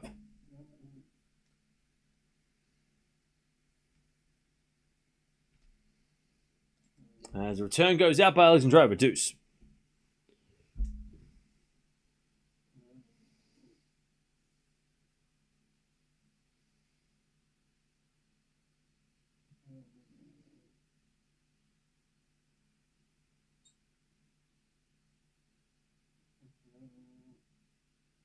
We get the deuce.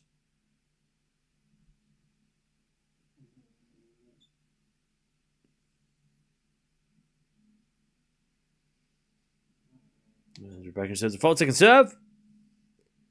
7 to the back of Alexandrova. Alexandrova hits it out long. Advantage Rybakina. Advantage Rybakina.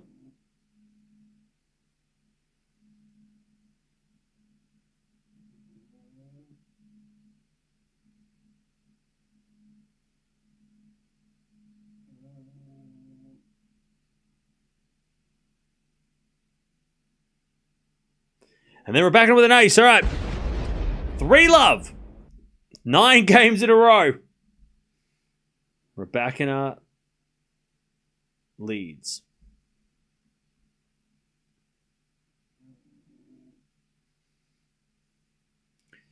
All right.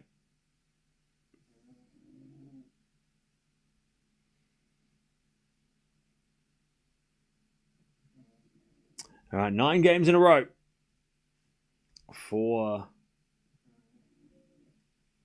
Rybakina. Clutch serving, bailed her out. Oh, yeah. All right. Oh,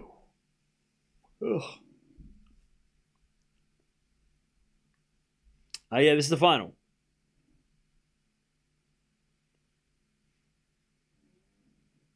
This is a final.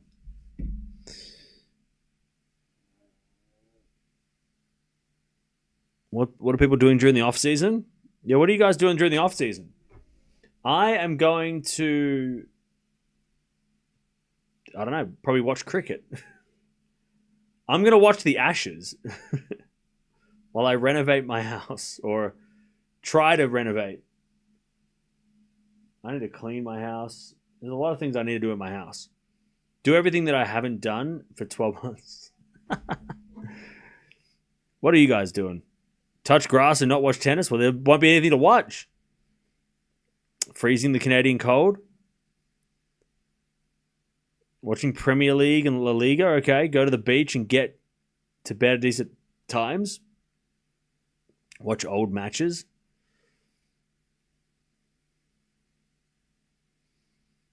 Trying to make a robot. Nice. All right, 3-love. We're back into 4 and wide. It's 15-love. Prepare for Christmas. I have 19 interviews for residency. That sounds intense.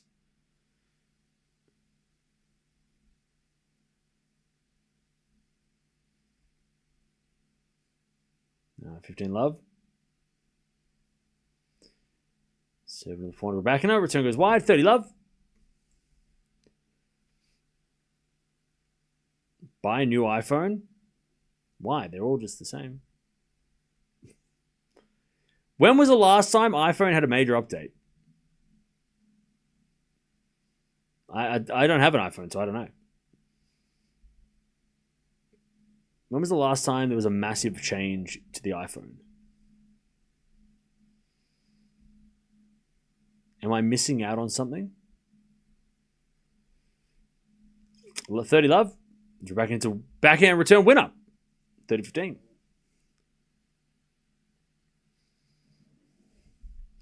This year, bro, you work in an Apple store.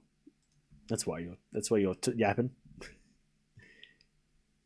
Buy a new iPhone. What are you trying to sell? Why are you selling things? They're not even sponsoring the channel. All right, 4-4 rally. As we're backing up. Hits in the net, 40-15.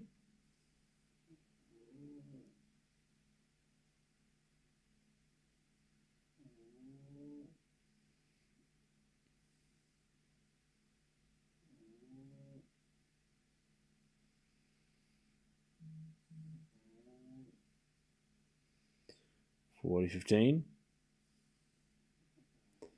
And a bit of fault second serve.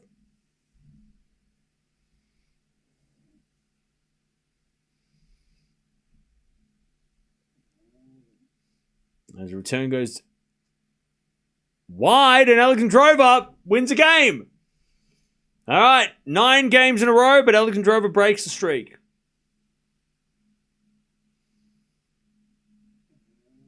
All right, 3-1 Rybakina, though, with the break in the final set.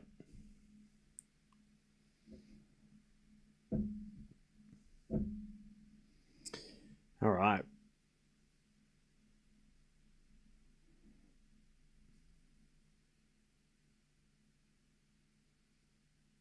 Back to Rybakina, though. Can she keep this break and win this final?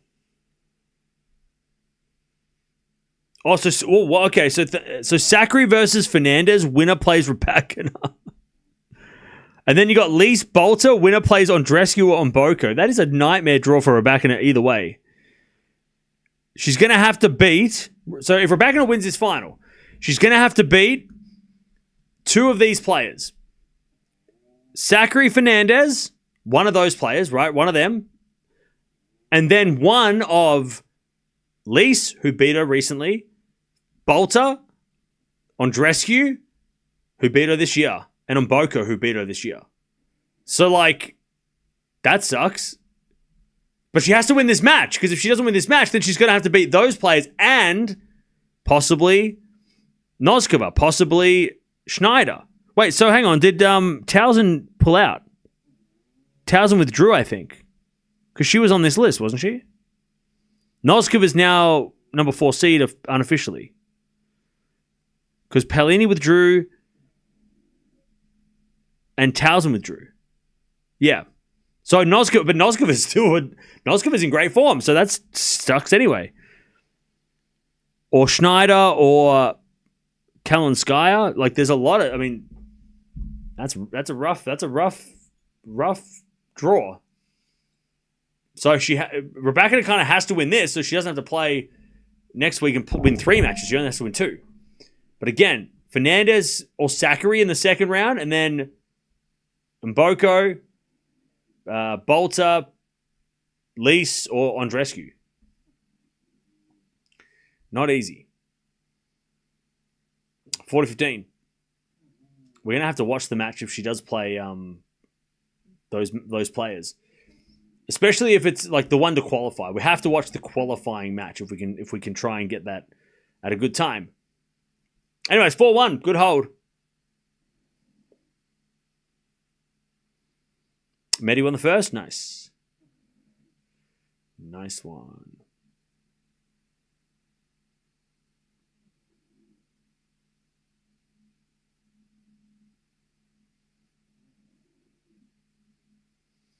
All right. A lot of these players are playing for AO seedings. That's true. That's true. Because the AO will be...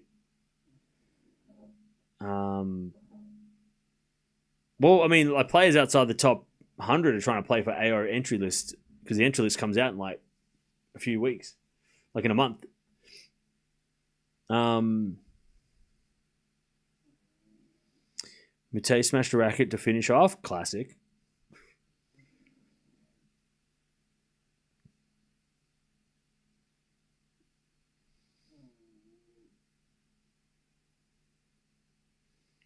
All right. 4-1. Rybakina 2 points away, 2 games away from winning this final and putting herself in a very good position going into next week's final event of the season that will determine whether or not Andreeva or Rybakina will be at the WTA finals in the singles. So it comes down to that. If Rybakina can win this, she will need to win 2. And again, we're going to have to double check the math, but the quick math is she'll have to win 2 matches next week to qualify. But we'll have to double check the math just in case, because you never know.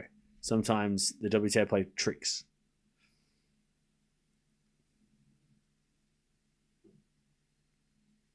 All right, 4-1. Yeah, Paolini has qualified.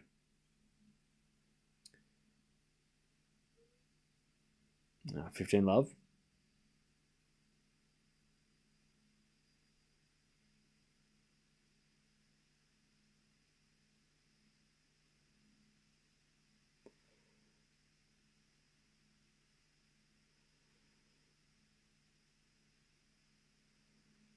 Alexandrova with a great return, but with a great serve, 15. Oh, sorry, Rybakina with a great return.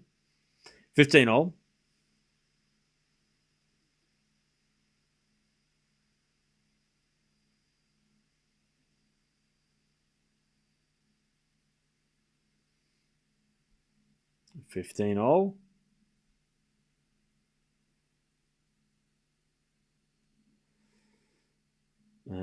Alexandrova too strong, 30-15. Very important game.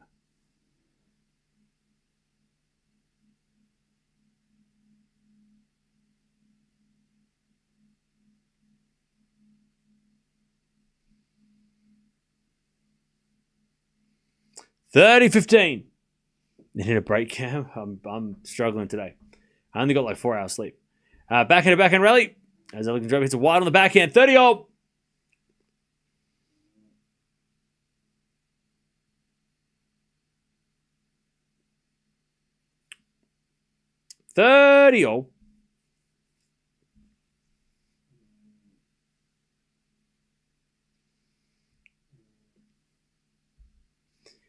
As Alexandrova serves again.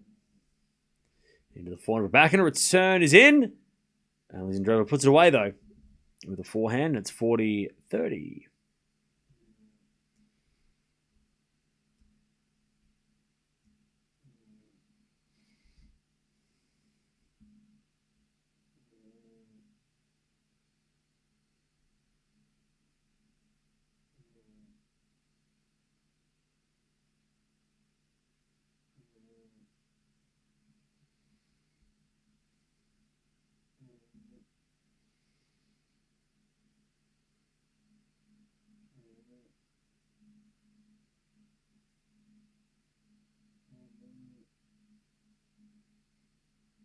Uh, 40-30 as Alexandrova hits a winner, and it's 4-2 Rybakina.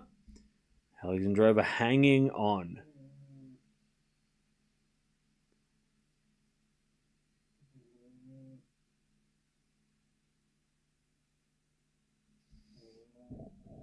Vienna and Basel qualities are about to start. Cool.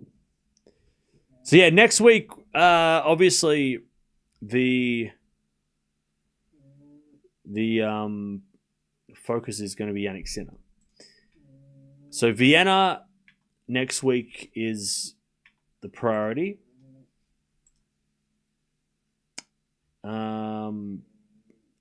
We might tune into Fritz a little bit. Shelton possibly. It depends on the matchups.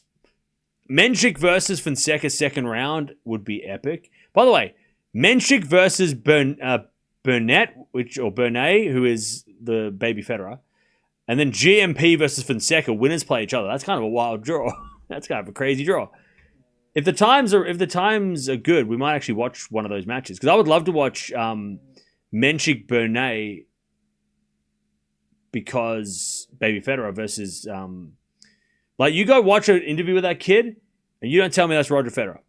You look at me in the face and you say, Cam, that guy looks nothing like, he sounds like nothing like Federer. He sounds exactly the same as Federer, and he has a little bit of a look like him, and he's got one-handed backhand. You don't tell me that's Federer's long lost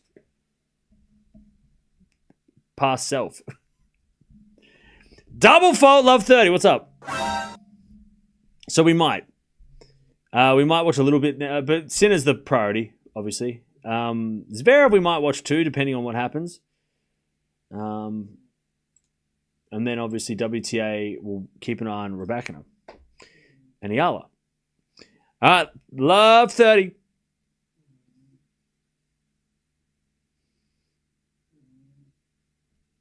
As Rybakina serves an ace, 15-30.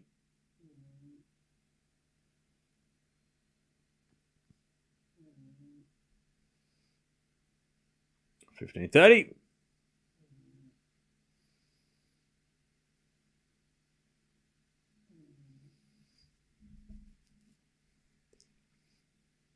As Alexandrova in the net on the return, 30 all.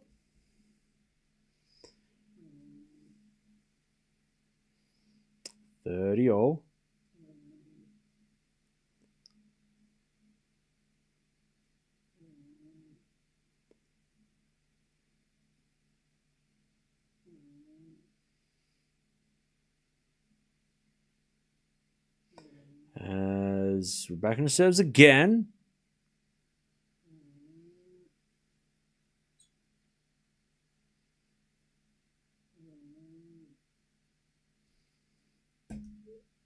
A let.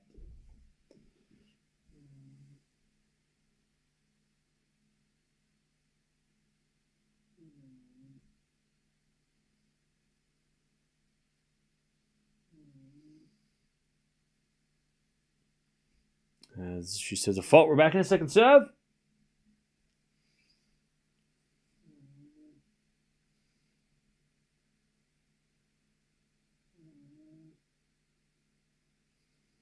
As it a forehand rally.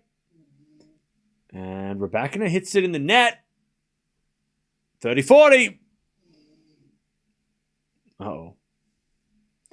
30-40. Mute breaks first game of the second Medvedev match, by the way.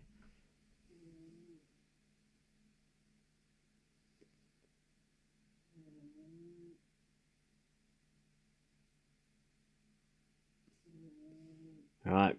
Good serving, Rybakina. Back to deuce.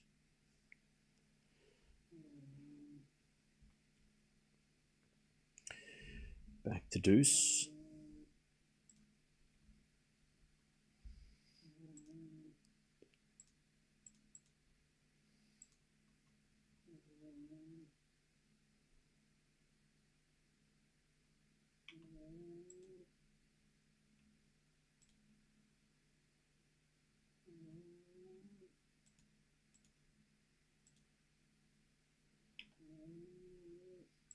All right, backing Rybakina into the backhand of Alexandrova in the net with a slice.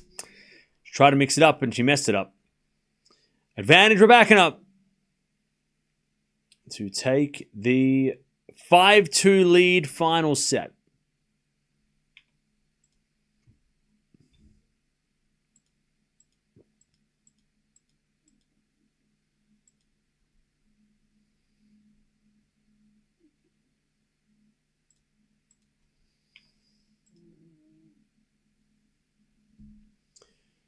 All right.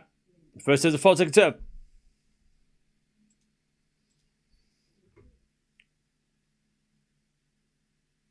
Serving to the forehand of Alexandrova. Rybakina forehand. Into the forehand of Alexandrova. Rybakina forehand down the line's a winner. 5-2. Rybakina keeps hanging on to the serve. The last two games she has had to battle. But she hangs on. 5-2. She's one game away from the trophy. It's be a huge win for Rybakina, not just because of the WTA finals in a race. It's more the fact that she's going to, she's about to beat someone she's got a bad record against. So it's a huge win for Rybakina. And also beat another top 10 player. She's only lost to Swiatek and Sabalenka this year when she played top 10. Everybody else she's beaten in the top 10. So,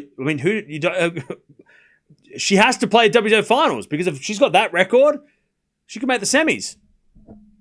Or maybe the final. I mean, if she doesn't lose to anybody but Swiatek Sabalenka, it's pretty hectic. All right. Yeah, real good. I think it's like, what did I say? Like 5 wins, 6 losses this year against top 10. But the 6 losses, 4 were to Swiatek and 2 to Sabalenka.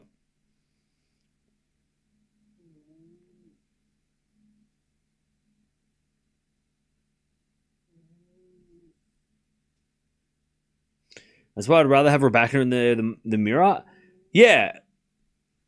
Yeah, I mean, especially recent form, you'd rather have the player that's playing better.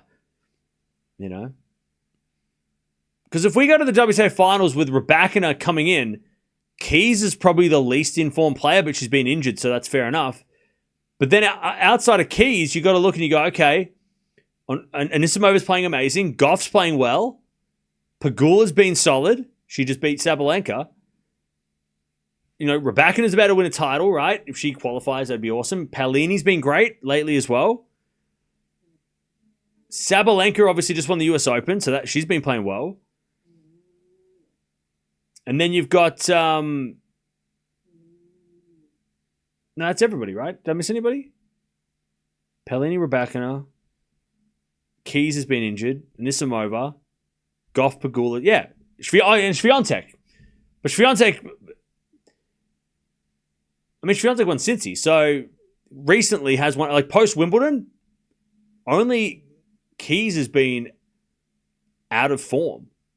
Like everybody else in that top 8, if it's Rybakina as well, like has won a title or made a massive final, right? So, yeah. As Rybakina to return winner 15-0. So it's a pretty strong, confident bunch of players, right? Like Pegula's made finals, right? She made a final of Beijing, right? Or Wuhan. Gauff won Wuhan. Sabalenka won US Open. Cincinnati went to Swiatek. Paolini made the final of that. Rybakina might win here. Anisimova just won Beijing, right? And then Keys just hasn't played. She's the only player that is like not on the same level right now. But she won the Australian Open at the start of the year and she beat Rybakina, Sabalenka, Swiatek back to back to back to back. So if she's healthy, we know what she can do. So it's a hell of a list. Like it is a strong finals, WTA finals. If we do get Rybakina instead of Andreeva. If Andreeva jumps in though, instead of Rybakina, hopefully she can recover the form that she got in February, March. But something tells me if and I'm optimistic, if Andreeva does qualify instead of Rybakina, I think Andreeva is the type of player that would rather play the best players in the world and have that freedom of like, you know, nothing to lose than playing Boiseau in the quarterfinals of the French, where everything's against her, you know, everything's, you know, pressure's on her to win. She's expected to win. I think just skipping to it's kind of a little bit like Rune as well, right? I think he'd rather play the best players in the world rather than having to play all the lesser players and like the lower ranked players and then coming into the finals, right? It's much better for someone like her to just play Sabalenka in the first match rather than having to play 3 matches before Sabalenka, right? And expected to beat, you know, because she's had terrible losses, but not to the top 10. When she's played them, she's been very, very good.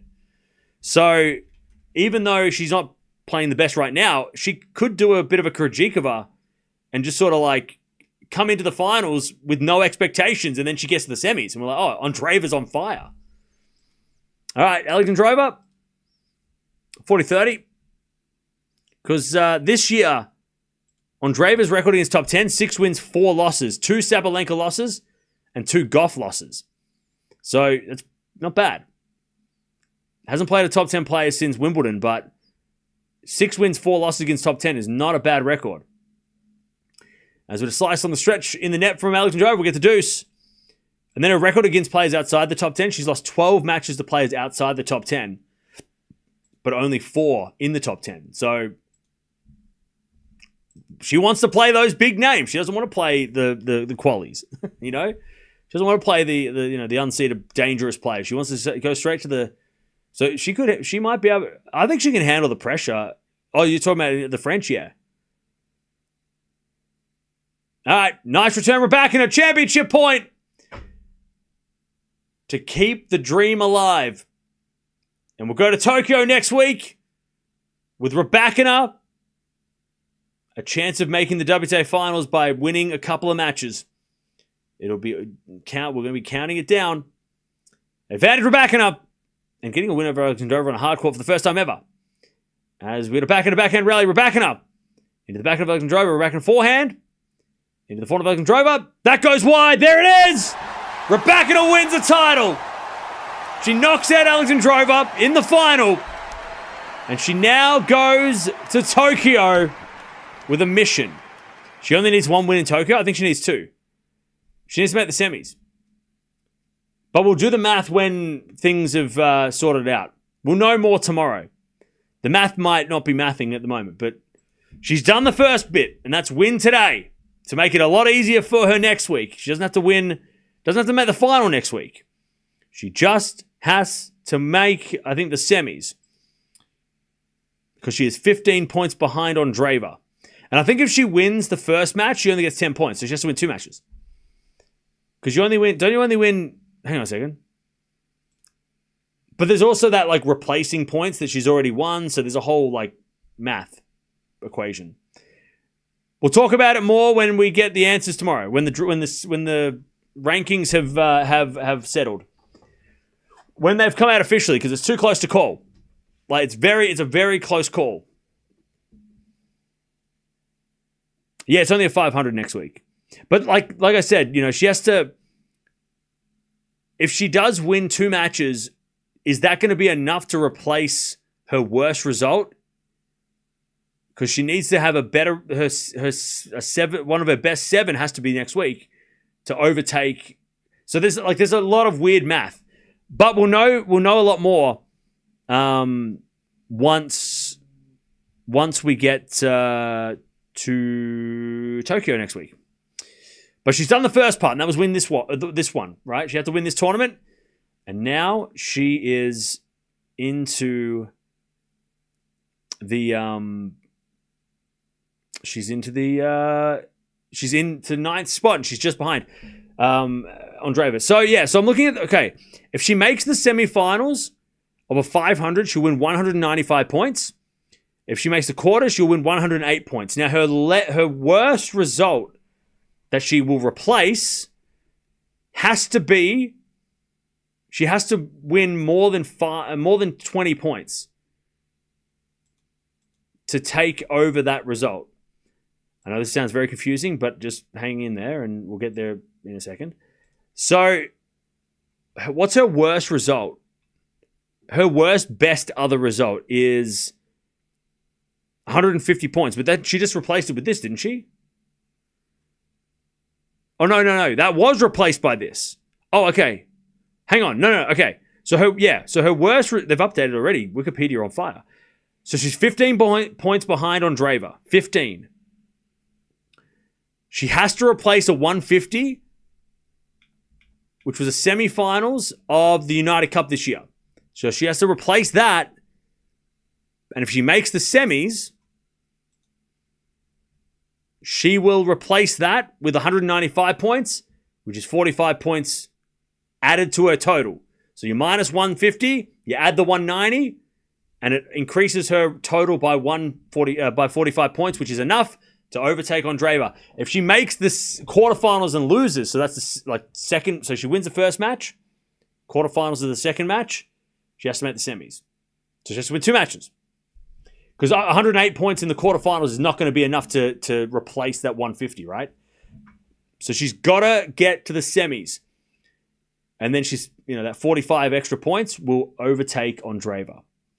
So that's the simple answer. And again, we'll wait until tomorrow because when the rankings come out, because we have to wait officially, because the WTA might have some funky rules. We don't know what's going on. But as far as I can tell with my limited math skills, if she makes the semis next week by winning two matches, she will qualify ahead of Andreeva. So 2 more matches to go. That's all she's got to do.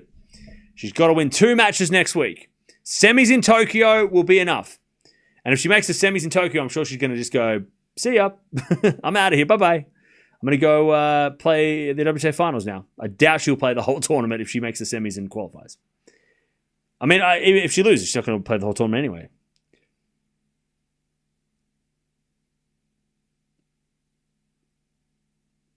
Yeah, she has to make the semis, which is winning 2 matches. Is Andreeva in anything? No, Andreeva didn't play. He's not playing next week.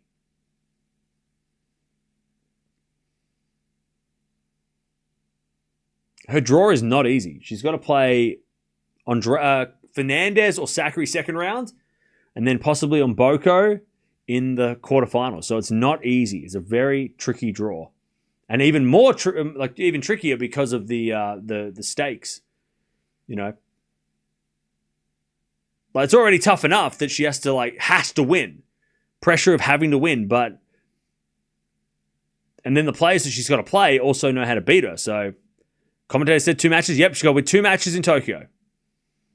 2 tough matches. Now, obviously, she'd rather play against Sakkari in Tokyo, and then probably take on Bolter, maybe, because I wouldn't want to play. She's lost to Lise, she's lost to Mboko, she's lost to Andreescu. I think she'd rather play Bolter in the quarters. I don't know if she's got what's her record against Bolter, because maybe Bolter beat her this year and I just forgot about it. Oh no, they played at Indian Wells and it was straight sets. There's 2-0 in Rybakina. So yeah, Bolter and Sakkari are the 2 players that she'd rather play. Rybakina, especially at this stage of the year. They played at Wimbledon. And Miami last year, but Wimbledon this year was an easy win for Rybakina. Second round straight sets. And even though their history's been pretty close, but that was when Sakkari was top 10. So it's things have obviously changed. So the head-to-heads is 5-1 Rybakina with a lot of 3-setters, but recent matches. Oh, they played twice this year. They played the United Cup as well. So the last 2 matches have gone Rybakina straight sets. So Rybakina, her best chance of qualifying her best draw would be Sakkari and Bolter. But knowing the tennis gods, it's going to be Fernandez and Mboko. It's going to be the 2 players that one who's in great form and the one who took her out. I mean, if she has to play on Mboko to get to the finals to qualify, that would be a very interesting rematch. So yeah, that's where we are. That's the math. That's coming down to the final week. I love it. I love the WTA this year, and we said it so many times. It's so good. It's been so good just on the court, and the matchups have been great. But then we come down the final week. I mean, I would have loved it to have been Andreeva and Rybakina both playing. To kind of it would have been so much fun to have them going back and forth, and the pressure on Andreeva to have to keep winning and Rybakina trying to chase it. That would have been really great. But I'll take one player trying to chase down a total. It would have been great to have both of them trying to qualify. But I'll take Rybakina trying to hunt Andreeva down and take a spot, which is really fun. So that's what we're going to be doing next week. And then we also got Vienna, which we will watch with Sinner. And then we'll watch also a couple of our favorites as well during the week. But that is the plan. And then, of course, we've got Paris, WTA Finals, ATP Finals, and Davis Cup, and then Christmas. All right, but I'm going to get out of here because I am tired. Dutchy. Hi, Cam. Thanks for the coverage. Sleep well. Hi, Mia. No worries. Mia is passed out. Thank you for the donation. All right. But I'll see you guys soon. Stay tuned because rankings show will be tomorrow or tomorrow. Yeah, tomorrow. So that'll come out tomorrow. And we're starting to get an idea of how the ATP finals look as well. So everything is coming to an end for the season. But it's been a wild season. But I'll see you guys tomorrow. Thanks for hanging out. It's a lot longer. 2.5 hours. I expected to be about 2 hours, didn't I? Did I say 2 hours? I said, hey, chat, hang on. I'm tooting my own horn. Did I not say that Rybakina is going to win in 3 sets in about 2 hours? Did I not say that? Can somebody clip that? I don't know. I mean, look, I'm on fire. Did I not say 2 hours, 3 sets Rybakina? Chat. I want everybody who says my predictions are garbage to rewatch this and be like, wait, actually, you got it right. I want an apology. You're a thief.